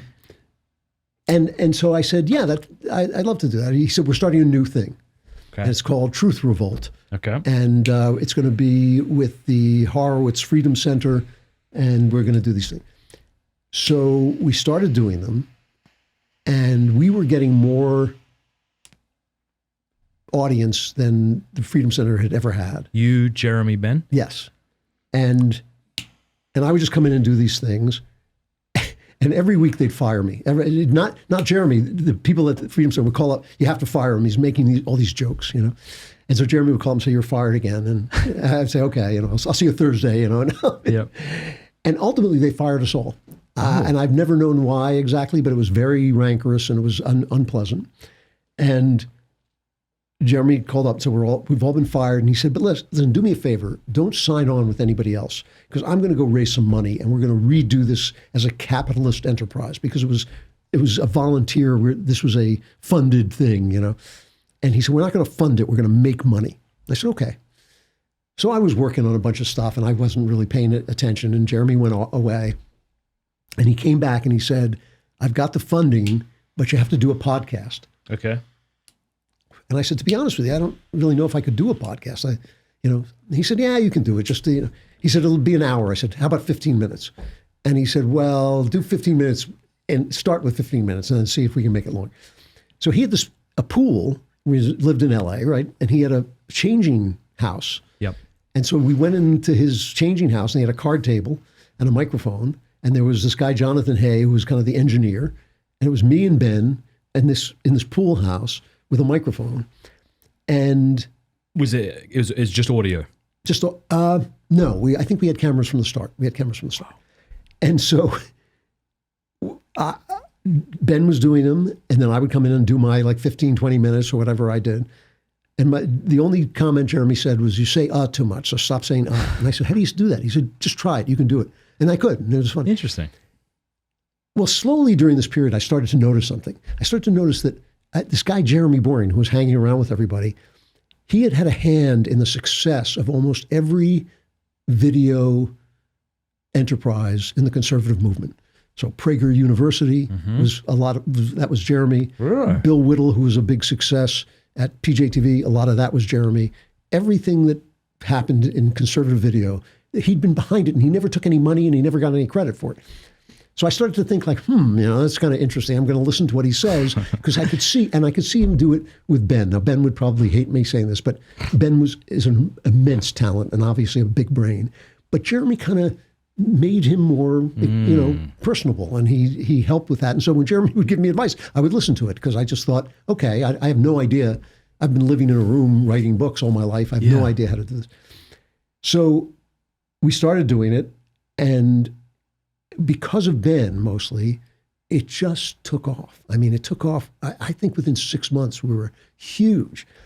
I walked in, and remember, I'm already getting to be 60, I'm 60 years old. I've been a writer all my life. I've had a successful career as a writer, Yeah. and I've done well in life. And then all of a sudden, I walk into a hotel where there's a conservative conference, and I am mobbed by 25-year-olds like I'm the Beatles, And I laughed. I said to Ben, "I'm like Ringo Starr. You're obviously John McCartney, but I'll take it. I'll be Ringo." Yeah.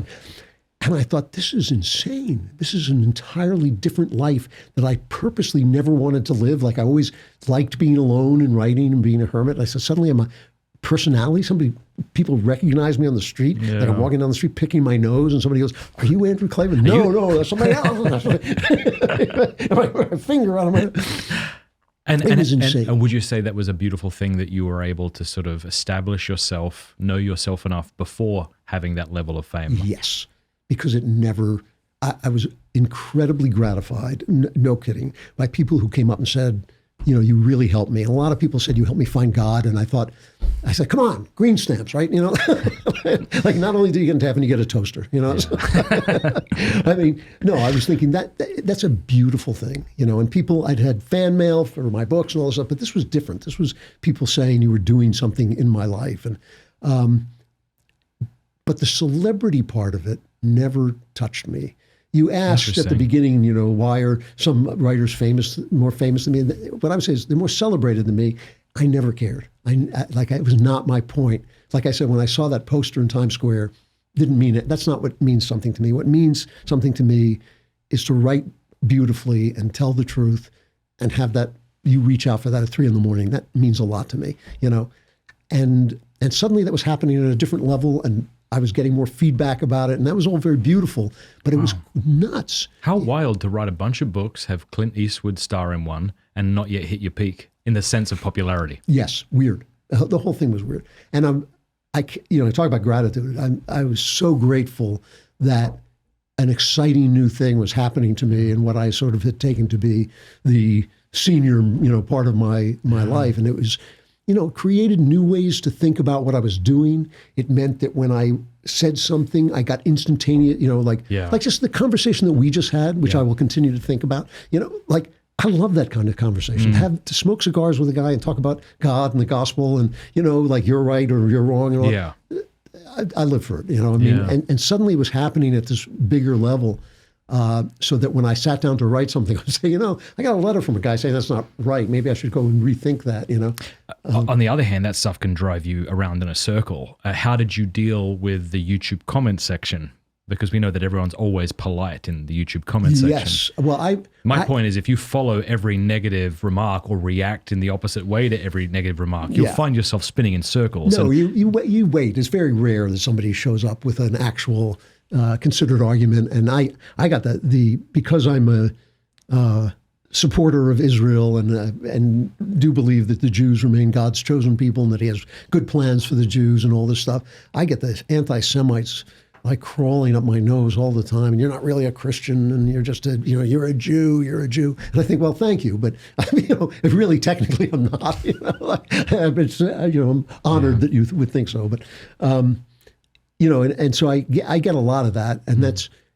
But again, I'm old enough to not really give a shit. Yeah. I have a wife; she loves me. If I met you, I wouldn't even be interested in you. I wouldn't have dinner with you, much less consider your opinions.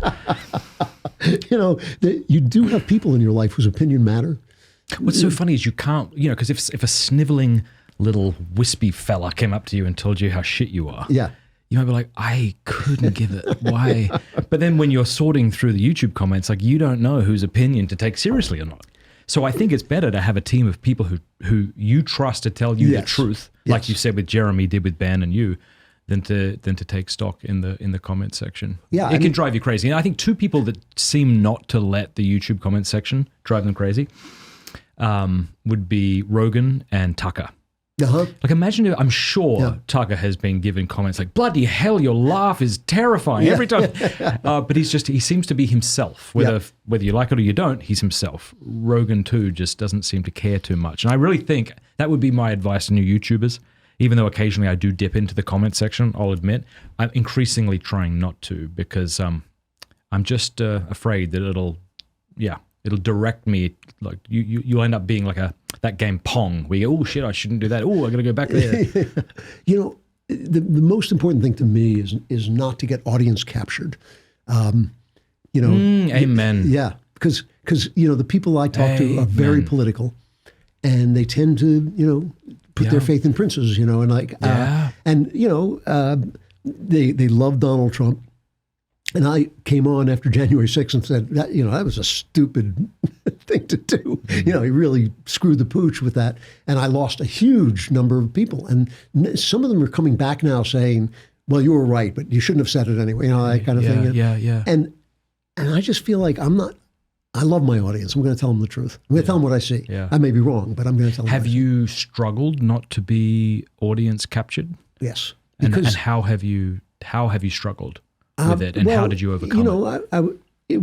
I stopped looking at the numbers. Yeah. It was very painful to me knowing when I went in after January 6th, and there was a bit of a delay because I was in a contract negotiation, and I was off the air, luckily, on January 6th. I knew I was going to lose a big share of audience, and I thought, I have to say this because I think it, and it's obviously true. It's obvious because it was not whether the election was stolen. People keep doing this just like they do with whether Shapiro should know Jesus. They keep saying, like, you said the election wasn't stolen. I said, no. I said, you have to prove it in court before it matters whether it was stolen or not. Okay. And I said, but we're going to lose Georgia. And if we lose Georgia, we're going to lose the country. And we lost Georgia because of what Donald Trump did. And because he said, don't vote. Don't vote. The system is rigged, so don't vote in Georgia. And we lost the Senate. And I thought, and so I have to say this. And it was tremendously painful. And I knew it would be, but I lived this way so long. My wife's joke is that my goal in life is to alienate every single human being.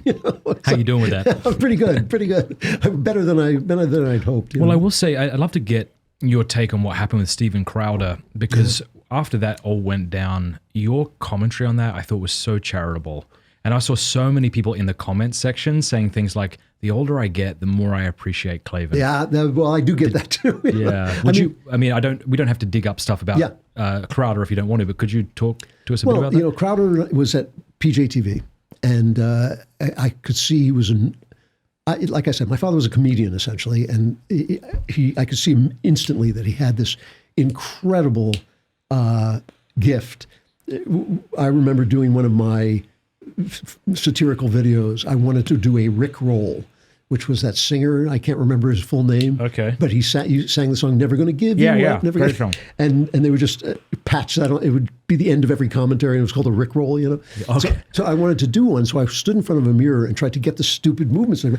I just couldn't do it. I thought, okay. I thought, well, then the joke is going to be that I'm so bad at it that it'll be funny. So I go in and I park my car and I get out of the car and there's Crowder leaving PJTV. And he said, how's it going? I said, great. I got to go in and do a Rick Roll. He turned Rick Astley, I think his name was.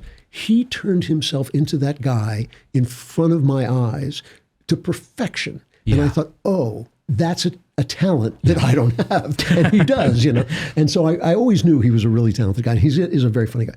I also knew comedians are nuts. My father was a comedian. I will tell you, there's not a single comedian who is not out of his mind. And I say that with affection. When I say that, Steven Crowder once did a video where he walked into Muslim bakeries and asked them to bake a cake for a gay wedding. I thought, God bless this man, but when they kill him... What kind of intestinal fortitude must someone have? You have to be insane. Or a lack of common sense, to be able to do that. So I love the guy, and I always have, but you love a comedian and you're loving a crazy person. Yeah. And but I thought it was beautiful. I mean, he went hard after Daily Wire, and I thought he was in the wrong, personally. Yeah. But I thought the way you responded to him as someone part of the Daily Wire was super, super charitable. Yeah, because I love him. I worry about him all the time. But comedians do have this thing where sometimes, one day you're talking to them and they're hilarious and they're funny and they're sweet and they're lovable. And one day you talk to them and you say, take the gun away from your head. And so I didn't hold it against him. As I said in my reaction to it, the one thing he did was where he recorded a conversation he had with Jeremy. I thought that was, as I called it then, a moral error. I think so still. Yeah. But I hate the feud stuff. Yeah. I don't really do feuds. There are a couple of people, especially people who have hurt my friends, that I have a hard time ever trusting again. But I don't want to just go on litigating it. You know, I say what I always try to say what I have to say, then I'm done. Well, that's why I thought Shapiro did the right thing. I mean, Crowder, what he did, Daily Wire just had to respond. Yes. And I'm sure it broke Ben's heart. I'm sure Ben had affection for Stephen. Yeah. But to have that happen, he absolutely had to address it. He addressed it strongly, and then he seems to have shut up about it. Right. And I thought especially Jeremy, one of the things about Jeremy is because he's behind the scenes a lot, people don't see, you know, the stuff that he does. And he was very much like he had a gripe because he was the one whose phone was recorded. He could have come in and said, "Go get this guy," and don't leave it, and he didn't. He was so charitable. Yeah, he just kept praising Crowder throughout his response video. And he was honest, and he brought it forth. And we've kind of lived off that. You know, we live off our honesty. We try. I always try to tell you exactly what I'm thinking. You know, I never hide anything unless it's personal and it shouldn't be public. You know, but I try to tell people what I'm thinking. And what I trust is that 6 months later, people are going to say, you know, I hated him at the time, but he really did act. You think, like, what's the alternative? This reminds me of Peterson's line about he's just learned to be afraid of the right things. Yes. Right? So it's one thing to be afraid that your audience might not like you, Right. but then what do you become? And what you become, that's way more fearful than saying what you mean, even if you discover later on that you were wrong. Yeah. But at least you were trying to be honest. Yeah. You know, I worked in Hollywood for several years, and for a couple of years there, I was a really successful screenwriter. And then I started talking politics, and the phone shut off like that. And I can't prove that I was blacklisted, but that's what it felt like. And you know, I always say that I never lost a moment's sleep over it, and that's exactly true. You know, but it's not true that it was pleasant to have your income vanish. A substantial income vanish is not a pleasant thing. To have to sell your house, to have to tell your wife we got to move to another place, you know, unpleasant. Yeah. But I never thought like, oh, I shouldn't have done that. And the reason I never thought that is because I knew a lot of screenwriters, and they were treated like garbage. And they never did what I did when I was treated like garbage, which was tell people to get stuffed, you know, or to quit or something. You know, nobody treated me like garbage because I wouldn't be treated that way.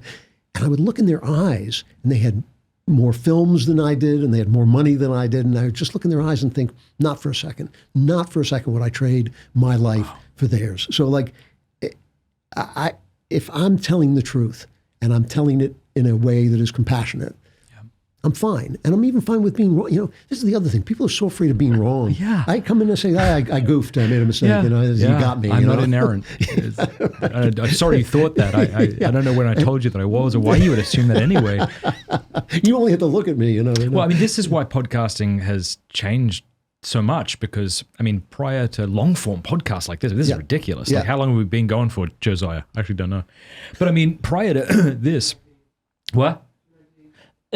Prior to this, I mean, you'd have 5-minute sound bites on CNN or some other, and you could get your little thing perfect, and then you'd spit it out. One of the nice things about long-form discussions that I've found, and one of my great joys, is to interview people I love and respect, and there's no choice. They have to stop with the sound bites, and they have to think things through. And, you know, when you think things through on the spot, you're going to say things that you know now you could have said better. That'll happen in this discussion. I'll think back about our little disagreement. I'll be like, gosh, why didn't I say that? Or, you know, I said that wrong. But I think that's why we have to give people the benefit of the doubt. Like, if it's an audio book, fair enough, nail me to the wall because I had thought that through and that went to an editor and I should have meant what I said. Right. But in long-form discussions where we're having a cigar, sure, we have a responsibility to try to speak the truth as clearly as we can. But I think one of the reasons we like podcasting is because it's kind of messy and because people are thinking things through and they aren't always saying it exactly as they would have liked. Right. Yeah. You know, it's funny when we were talking, you were kind enough to say, you know, I want to bring up the issue of gay people. And I thought I want to go back and look at what I said so I know what I'm defending. And I went back and looked and I thought, no, I'm going to stand by that. But at the end of the thing, it was off the cuff. At the end of the thing, I said, I think that it was responding to a letter of somebody who wanted to become Roman Catholic but was gay, and I said I think the church should change that doctrine, and I think they will. And I thought the only thing I wish I hadn't said was that, because I'm not a Roman Catholic, I have no business telling the church what they should believe. Sure. There's an example. Yeah, and I just thought what I wish I'd said is if you made me the magic pope, and I might mitigate things a little bit, but and I just thought like, but what are you going to do? You're talking off. I mean, I write books.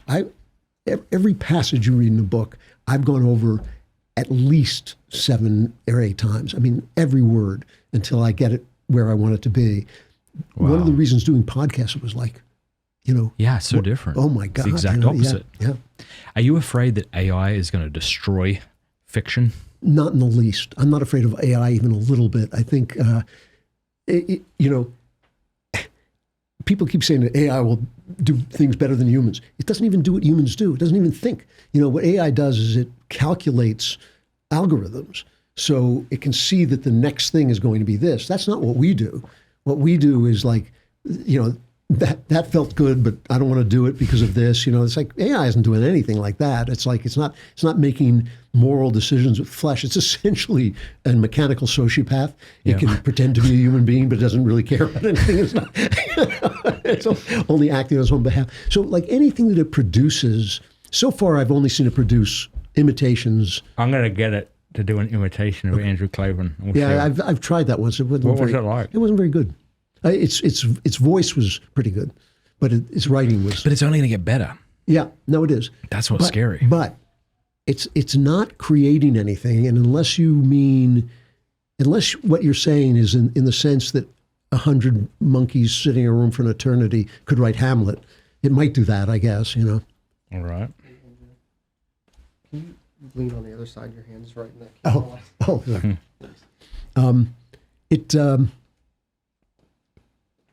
All right, here we go. I said, write me a paragraph of fiction in the style of Andrew Klavan. Let's see what happens. The rain fell in sheets, slicking the empty streets of a town that had long forgotten. You're fired. I mean, that's scary, right? He lit a cigarette, the flare of the lighter briefly illuminating the gun on the passenger seat. That's good. The phone, yeah, we'll take that. The phone call had come at midnight, the voice on the other end, cool and confident, offering him a job. My fear is that we're naturally lazy and we want a quick buck. And so a lot of the fiction that's going to start pouring forth and being promoted will be written by this. I think the people who are worried about this are the people who write the movies that sound like this. Like, in other words, I think that AI could write most of the movies that come out. Yeah. Right. Who cares? What's your favorite movie? What's my favorite movie? Well, Yeah. the greatest movie ever made is Casablanca. I mean, there's no question about this. But She's so beautiful. But I think a movie I love that is not the greatest movie ever made is The Third Man. Have you ever seen that? I'm going to now that you've suggested it. It's so good. Really? So good. Yeah. Do you know, I'm a snob, and in a bad way. I kind of inherited that idea that whatever came before me isn't worth considering. Oh, it's kind of the opposite of snobbery. I don't think that anymore. Like, I'm an idiot. I'm an idiot because of that, right? So chronological snobbery, perhaps. Okay. But I started watching Hitchcock films 3 years ago. That's when I started. I couldn't believe how freaking good he is. Shaped my life. That's my whole life. I mean, is it The Rope? Is that the name of the movie? Rope. Rope. Rope is the one based on Leopold and Loeb. Yeah. Bloody hell. I watched that movie and I thought there's never been a better movie. I mean, obviously there has been better, but as far as like what is that genre? Suspense. Suspense. Yeah. Like, I can't think of anything better. He's amazing. I watched those movies as a kid. Yeah. They set the tone of my narrative. They shaped how I write narrative.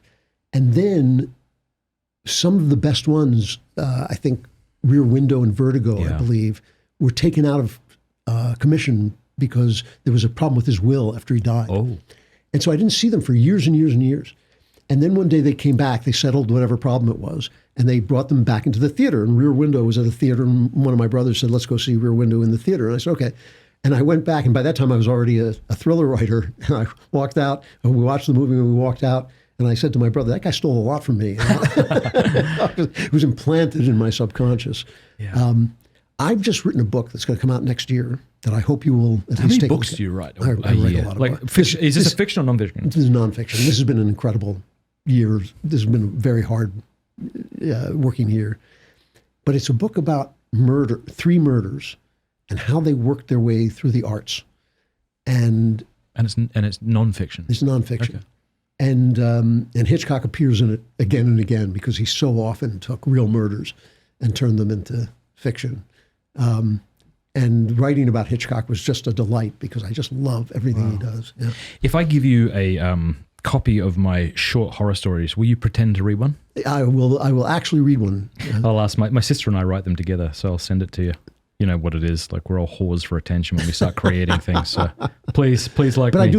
I like scary stories. Huh? Oh, I do too. Yeah, you got to write another horror story. I'm glad you wrote that one. I will be buying it 100% and we'll read it. But I need you to write more horror. Because, I mean, it seems like there's no genre so filled with trash as Yes, horror, yes. right? And I think that's why it has such a bad name. Because scaring people is easy, you know. Yeah. I mean, I'm writing to my who's your sister. favorite horror writer or a favorite horror writer? I'll be honest. It's a fella called, his pen name is Soren Narnia, and he writes and narrates on a podcast. So he's modern, obviously, called Knife Point Horror. Knife Point Horror. Okay. And I think he's terrific. Really? Oh, I really do. And I would highly recommend that you listen to some of his Okay. podcasts. He's got a beautiful voice. Yeah. He actually narrates a lot of our Sibling Horror is the name of my podcast.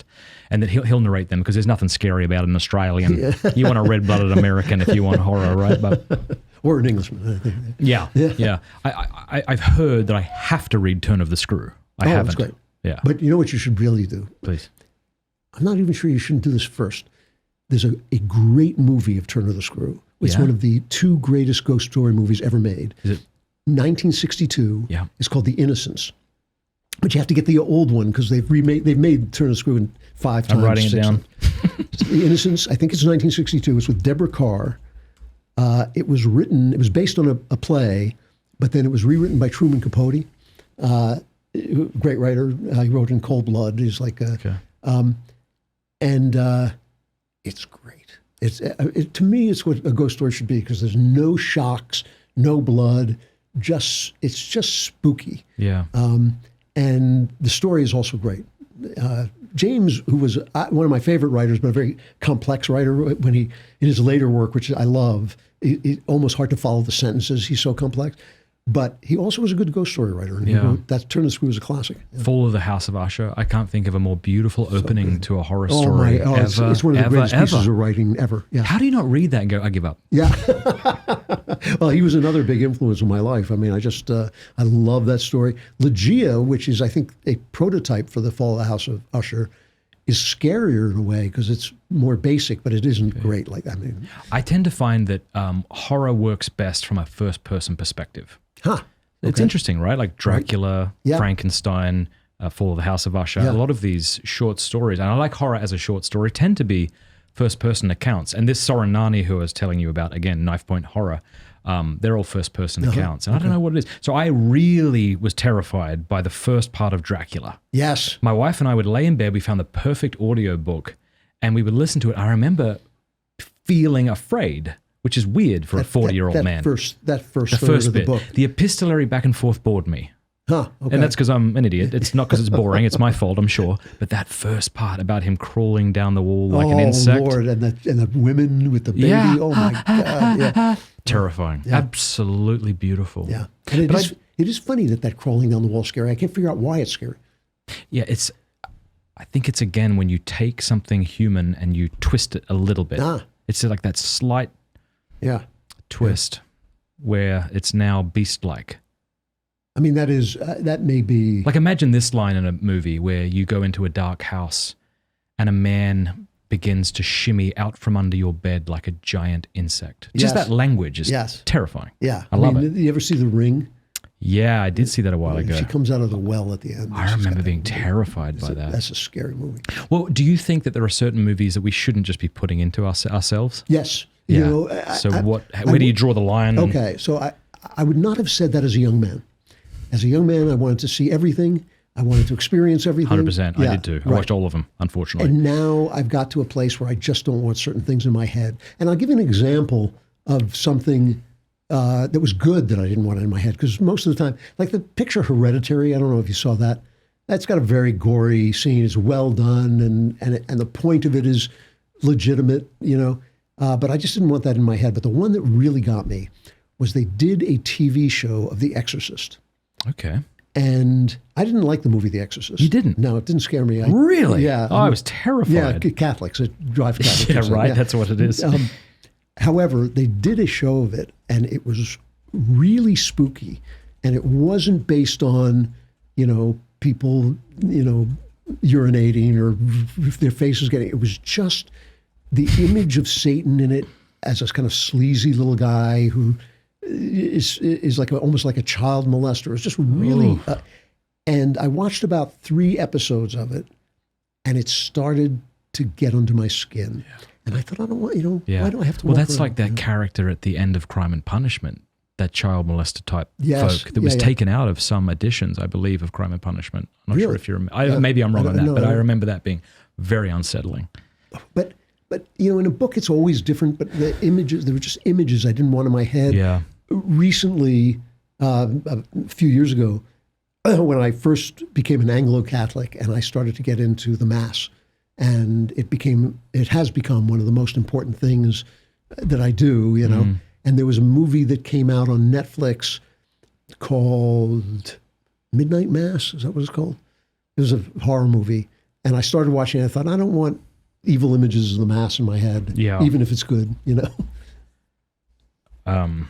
Yeah, when I was a kid, I watched all of the Freddy Krueger and Jason and things like that, and I wish I didn't. Yeah, because honestly, what I really enjoyed more than that was X-Files. Oh, and again, it's the strangeness. Strangeness. It's eerie. I like eerie stories. That's what I like. What does eerie mean? Eerie just is this feeling. It's like a little chill up your spine. Dashiell Hammett, the great detective story writer, put out an anthology that he edited of scary stories. And it has this wonderful introduction. I haven't read it in years, but where he just says, all you're looking for is one moment when things just turn and you get that chill up your spine. Yeah. And that's what I love. But what is that? Like what produces, so I asked, what does eerie mean? And you said that's the effect. I'm trying to figure out what eerie means. Does it mean the same thing as strange, or does it, or is it different? It means chilling. Strange, but it's still an chilling. effect. I'm trying to figure out what the word means. I'm not trying to be clever. I actually don't know. Yeah. Eerie. It's like spooky, odd, spooky, eerie. Yeah. No, I get it. But I just, I love anything that makes me feel that things are not as they seem, and and that if you want to see 2 great ghost movies, there's the Innocents, and the other is The Haunting. What do you want? Move that computer over. I can see your screen. But you have to make sure not to see the remake of that too. What's it called? The Haunting. You have to see this. It's again in the 1960s, early 1960s, and with Julie Harris, and that's also a great ghost story movie. Yeah. Are you a gamer?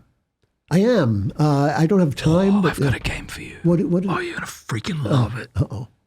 It's called Pandora Directive. It's a point-and-click adventure that came out around 1996, and it's about a tough guy private investigator. He's laughing because he's an idiot, and I hate him. I love you. I'm joking. I shouldn't have reacted like that. He's signaling. Clearly, you hurt something within me. I think that laugh was, he doesn't really like video games. He only likes what he grew up with, and he's right. It is true. But because you said you liked, what was those? What did we say the great American kind of detective story was? The Maltese Falcon. Yeah. So like it's very much in that theme, but it's set like 30, 40 years in the future. Okay. And there's been a third world war. And it has made some people mutants. There's flying cars. I think you'd really like it. What's it called? Pandora? The Pandora Directive. Okay. Who's that black fella who just died, who's got that beautiful voice? Oh, James Earl Jones. So he actually narrated some of it. So it was actually a big deal when it came out. Maybe I might have played it. I'll have to go and look. I played. When you play video games, then is it things from the past, or is it modern games that Josiah plays that I cannot, for the life of me, understand how to play? I like modern games. They have gotten I used to play board games, and when I saw Pong, it was like the scene in 2001 when the Earth Stone comes down. I thought, oh my gosh, and so I really followed like that evolution. And because I was working hard and trying to make my way in the world, I didn't get to see like every iteration of it. Just every now and again, I walk in and say, wow, they've moved to this new place. So recently, I have found video games plateaued. Okay, and I don't really play the modern ones are either too long. Yeah. First of all, right. I'm an old man. I have kids. I don't have time to sink 1,000 hours into this. No, I played this game, Final Fantasy something or other. And I don't even like the Final Fantasy series, but somebody told me this was different. I was enjoying it, and I'm playing it and playing it and playing it. And I fought some monster for like an hour, and I thought, well, that must be the final monster. And I looked, and I had finished 30% of the game, and I thought, come on, you know, what am I doing? And the stories end. But I will play a modern game. What I really like now, are the indie puzzle type games. So games like Braid. Puzzle, you said? Yeah. Yeah. Pandora Interactive. Okay. There's puzzles throughout. Yeah. You'll only be able to play it on a PC. The graphics are too Yeah. poor to play on a modern Mac. Oh, really? Yeah. Oh, I don't know. Yeah. No, but Braid and Inside and Yep. Those are the ones I love now. I think those are the most creative ones. I often think that when I try to play video games, I'm hunting for a feeling that I had when I was 16 that eludes me. That does happen too, because they're not as good. There was something incredibly exciting. Like, what about Command and Conquer? Did you ever play that? Or Quake, Yes. Duke Nukem, Doom? Yeah, I played all those. Yeah. I remember playing Quake. Do you remember that game? Yeah, Quake, yeah. sure. My mate and I would sit down, turn all the lights off, and we'd get legitimately terrified. The one that did that to me was Resident Evil 3. The first one that's the first game that actually had effects that went off. Like you'd be walking down a hall and suddenly a door would fly open. It was like just really frightening. Yeah, keep going. What was just so exciting to me, because I love the arts and I love new things and all this stuff, was you played Pong, and then you got tired of Pong.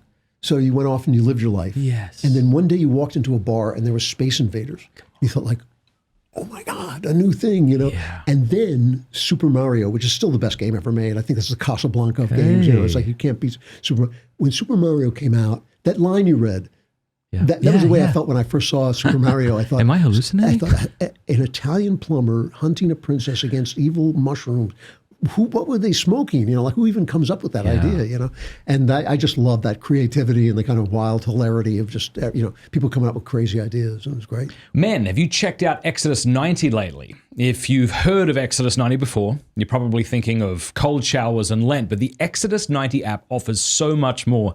It's the #1 freedom app to help you become the man you were created to be. I've been following along with the app's daily scriptures, reflections, and disciplines. It's really fantastic. It offers a powerful take on the spiritual life for men today. Download the Exodus 90 app today and join men from around the world for Advent, which starts on December 1st. Experience Advent differently this year by breaking out of the religion of the world. Join the man of Exodus 90 and Monsignor James Shea, president of the University of Mary, who is the spiritual guide for Advent this year on the Exodus 90 app. We will rediscover the hope that God lays out for us in the coming of his son into the world. Go to exodus90.com/Matt to learn more about Advent on the Exodus 90 app. That's exodus90.com/Matt to join men from around the world this Advent starting December 1st. Would you mind if we took some questions from our local supporters? No. I'm glad you said that. For those of you who are watching at home, if you would do us a favor and support us over at mattfradd.locals.com, click the link in the description. When you do, you'll get these episodes a week before they hit YouTube. If you become an annual supporter, we can send you a free Pints with Aquinas beer stein. You just have to pay shipping. I also do morning exclusive streams for you, and you help support the show and have us have great guests like Klavan. So mattfradd.locals.com. Also, you get to ask our guests questions like this. Paul says, what is your best argument for us listeners to become Daily Wire subscribers? This might be Ben, I'm not sure. Well, first of all, there's nothing else like us. There's no one else like us. There's no one else where we are creating not just commentary, but culture. And we're doing it, stumblingly. We're making our way forward. But they've completely supported me in promoting my novels, which is, for a conservative site, to understand that novels matter is revolutionary. Were you shocked when they said what was your excellent book that Knowles narrated? What's that? The Another Kingdom trilogy. Yeah, that's brilliant, by the way. My sister loves it. Oh, thank you. You'll get to meet her, hopefully. But when did you propose that to them? Did they ask it? And were you shocked that they agreed? I'll tell you what happened. Okay. Jeremy will kill me for telling a story, but it is a funny story. That book came in along at a very special point in my life when I had written my conversion memoir and couldn't come up with any novels anymore because I had said everything I had to say in my memoir, and I couldn't think of it. And I wrote a very bad novel, and I was sitting at my table realizing I had written a very bad novel. I was going to have to throw out what was over a year's worth of work, and it was horrible. And as I'm sitting there trying to fix it and realizing I can't fix it, this idea came into my mind, complete, which has never happened before. I usually get one little sentence and then it comes back before it came incomplete. And I thought, that can't be right. That can't have just happened. And I thought, I'll write down what I have. And I wrote down the entire outline. I had the entire thing. And so I wrote it, and it was in the fantasy genre, which I'd never written in before. And I thought, if I publish this, nobody's going to buy it because I'm a crime writer, and it won't happen. So I thought, what do I do? And I actually felt that, I hate to sound like an evangelical fundamentalist, but I felt God was telling me to turn it into a podcast. And I said, I had this conversation with God. This is my literal conversation with God. I'm going to do this because you're telling me to do it. So I have to do it, but it's going to fail, and it's on you. That's what. I need you to know that. Yeah. So when it fails, you realize it's not me. So I went to Jeremy and I said, I'm going to do this thing. I'd offer it to you, but you're not going to want it because it's going to be filled with, sex, and it's going to be in one of my things. It's going to have language in it and all this stuff. And he went, all right. So I pilfered some of the guys from the Daily Wire, and we put together this thing, including Michael Knowles, who came over to my house and read it. Narrated it, and we put it out, and it went to like the top 10 of all podcasts. And Jeremy called me in and said, "Why didn't you tell me about this?" I said, "I did." I came in and said, "No, you didn't." "Yes, I did. I came in and told you. You didn't tell me about it." So I said, "Well, it's only the first of a trilogy. You want the rest of them?" "Yes, I want the." So then he took it over, and it got about 10 times more because it had the Daily Wire imprimatur. It goes by, and he's still complaining about it because he's not really making any money off it. And at that point, we were kind of had to make money off it. The pandemic hits. He's going to be ticked off. This is a true story. Pandemic hits, and he calls me up in the middle of the lockdown, and he said, "I finally listened to Another Kingdom. That's like one of the best things we ever did." I said, "Well, including thanks Shapiro." I thought, "Thanks a lot." Wow. And he said, "It's brilliant. It's brilliant." I said, "Well, thanks for listening to it. Finally, you didn't listen to it while we were making it, but so that was there any fear that in releasing it as a podcast you may cut into book sales, or did you? It didn't do very well as a book. Okay. It did fine. First time I ever saw that book was on that fella's bedside table. Yeah, it did fine as a podcast. It did great as a podcast. In fact, it's still people find it as an audiobook. Knowles also did the audiobook, and he was great. It's the only good thing he's ever done, actually. So,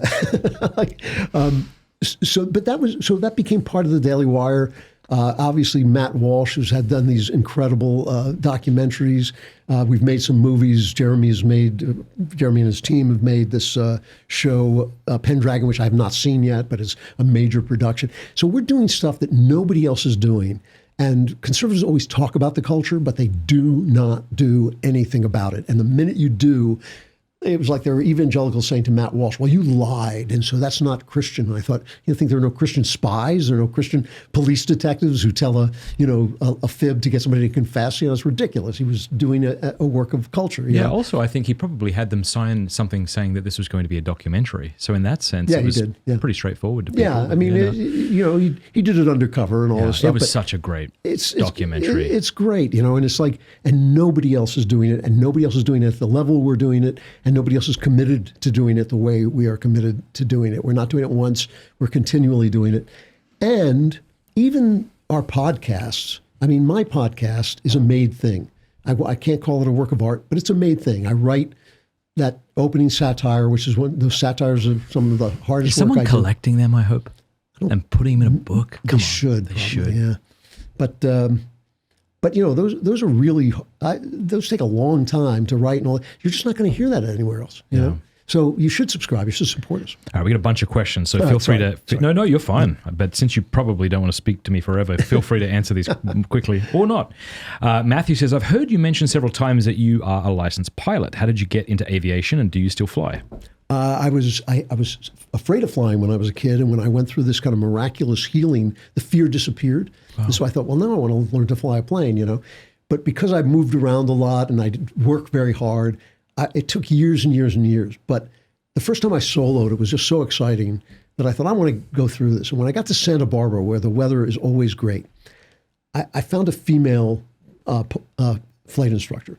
And the difference between a female flight instructor is this. They don't make you feel terrible. No, I loved her. I loved her to death. she was also a lesbian, as you would think. She was this little, husky little girl, coming in. And I remember once a piece fell off the plane, and she took out a needle-nose pliers out of her pants, and she said, when a girl takes a needle-nose pliers out of her pants, you're dealing with a lesbian. She said that. Yeah. Okay. However, she was, lesbian though she was still a girl. And we're landing the plane, and I reach out, and instead of pulling the throttle to slow the plane down, I reached for the choke, which would have killed us. It would have literally killed us. If I had pulled the choke out, the plane would have just collapsed, right? And I reach out for the choke, and she gently puts her hand over mine, and she says, no, sweetheart, not that one. And I thought, this is my flight instructor. Because all the rest of them are very macho guys. Yeah. They just punch you. What the hell were you thinking, idiot? Yeah, when you come back to consciousness, I had to kill him. He was going to pull the choke. No, sweetheart. Yeah, no. Oh, thanks. Yeah, I thought this is my, and she got me my license. She brought me through to my license. Let's see. Fiera says, I know that Andrew converted to Christianity, but I don't know if this happened before or after he got married, and I was wondering if that conversion had an effect on his marriage. We've discussed this, but feel free if you want to take another swing at it. It had a huge effect. I did not. I tell my wife every thought that goes through my mind, as she will explain to you whether she wants to hear it or not. Yeah, whether she wants to hear it or not. Her imitation of me telling her my thoughts before she's had her first cup of tea is actually quite funny. But I didn't tell her about this at all, the struggle that I was in, because it happened so suddenly. It took me totally by surprise, and I thought, I don't want to go through this with her. I have to do this alone. This is between me and God. So I didn't tell her about it. And when I realized I was going to have to be baptized, I kind of sat her down and said, I have to do this. And just like when I spent all our money on a computer, she was like, okay, that's what you have to do. And she was not a believer at that point.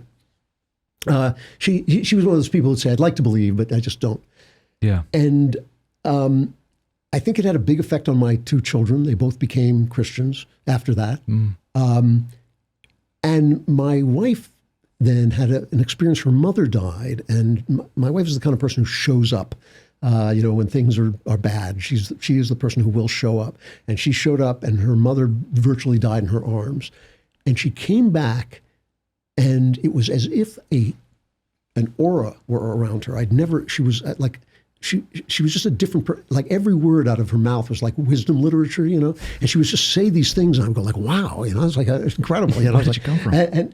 And she said, I experienced her leave.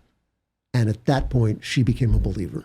She said, I saw, there's this guy whose name I forget, a lovely, lovely man who's a molecular biologist, I think. And he says, people cannot tell you when a cell dies what happened. They cannot tell you what the difference is between a dead cell and a living cell. No scientist can tell you what the difference is. They talk as if, oh yes, we're going to find the secret of life and how life began. They're not. He said they're not, because they do not know. And she saw that occur. She saw that change from life to death, and said, she left. I mean, I saw her go. And that changed her, and she became a Christian as well. Although she goes to the nice church. I go to the mean church where they talk about sins and things like that. But she goes to the nice church, which is fine. She's a much nicer person than I. And so it had a huge effect. It had a ripple effect, I think, on everybody, and it made it possible. A sort of, until I said, "Oh yes, this is a thing." I don't think the door was open in some way. It's kind of being a husband and father. You kind of have that role, and so it was huge. Yeah. Thank you. Alex says, I've heard that Anglicans, I don't know if you consider yourself an Anglo-Catholic. I'm an Anglo-Catholic. Well, his question anyway is, I've heard Anglicans also have the rosary. Do you pray the rosary? I don't pray the rosary. I will. Yeah? I'd like to. I'd like to try it. I don't know. Do you have a rosary? I don't. Oh, let me give you one. Oh, yeah. I'll take it.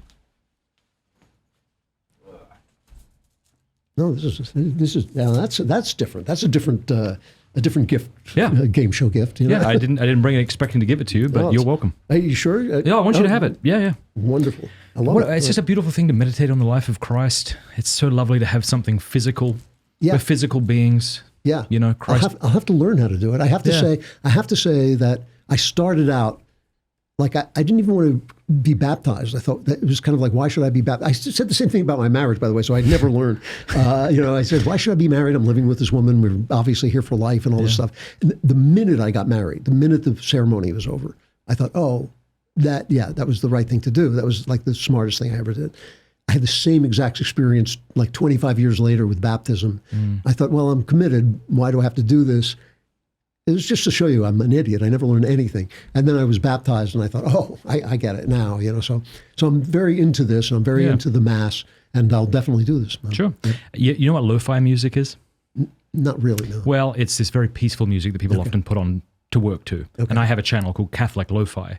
And this month we're releasing the 3 mysteries of the Rosary, joyful, sorrowful, and glorious. And it's got this very beautiful ambient music playing behind this lovely illustration. So that might be one way to learn how to pray it if you're open to it or want to. Noel's prays it, and if he's not living on the street, something must be going right. Yeah, I want to see his reaction when you walk past praying it or just holding it. Just his reaction. Joel Sim says, Klavan advised me to convert to Catholicism when I moved to Hungary. I will always be thankful to him for that. Ask him what it would take for him to cross the Tiber, and if not, does he find Orthodoxy more palatable than Catholicism? Again, if we've addressed these, feel free to... I don't really know anything about Orthodoxy. It seems very alien to me. I'm not saying it's not beautiful. I just don't know that much about it. But it doesn't really speak to me. I'm as close to being a Catholic as you can be with a Catholic, but I do have a problem that I can't get around that's even bigger than the sexuality thing, which is that I want the right to disagree, because I think anything else, being me, would put me in a position of sophistry. Like if I had to defend things that I don't believe in. No, I don't want you to. Yeah. I don't want you to be.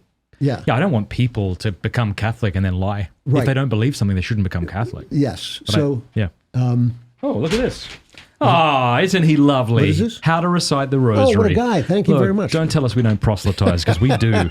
Thanks, Josiah. But no, I'm happy to do this. Anthony says, what is your most favorite book that you've written and why? And do you have any advice to aspiring authors on how to publish and write books successfully as a career? First of all, my advice is get a medical degree so you can make a living. You don't have a favorite book. They're like your kids. You love each book as it is. I have books that I wish I had back. One of them is The Uncanny, because I wish I'd written it the way I wrote the play, where I took out the Uncanny is a thriller with these ghost stories in it, and the play is just the ghost stories and a guy trying to figure out with this girl, kind of talking about what they mean. And I wish I'd written it like that. So I have books that I wish I'd had back. Although there's a critic who has called The Uncanny one of the greatest novels of the last 25 years of the... Dude, I'm buying it now. So I could be totally wrong about what I just said. Why?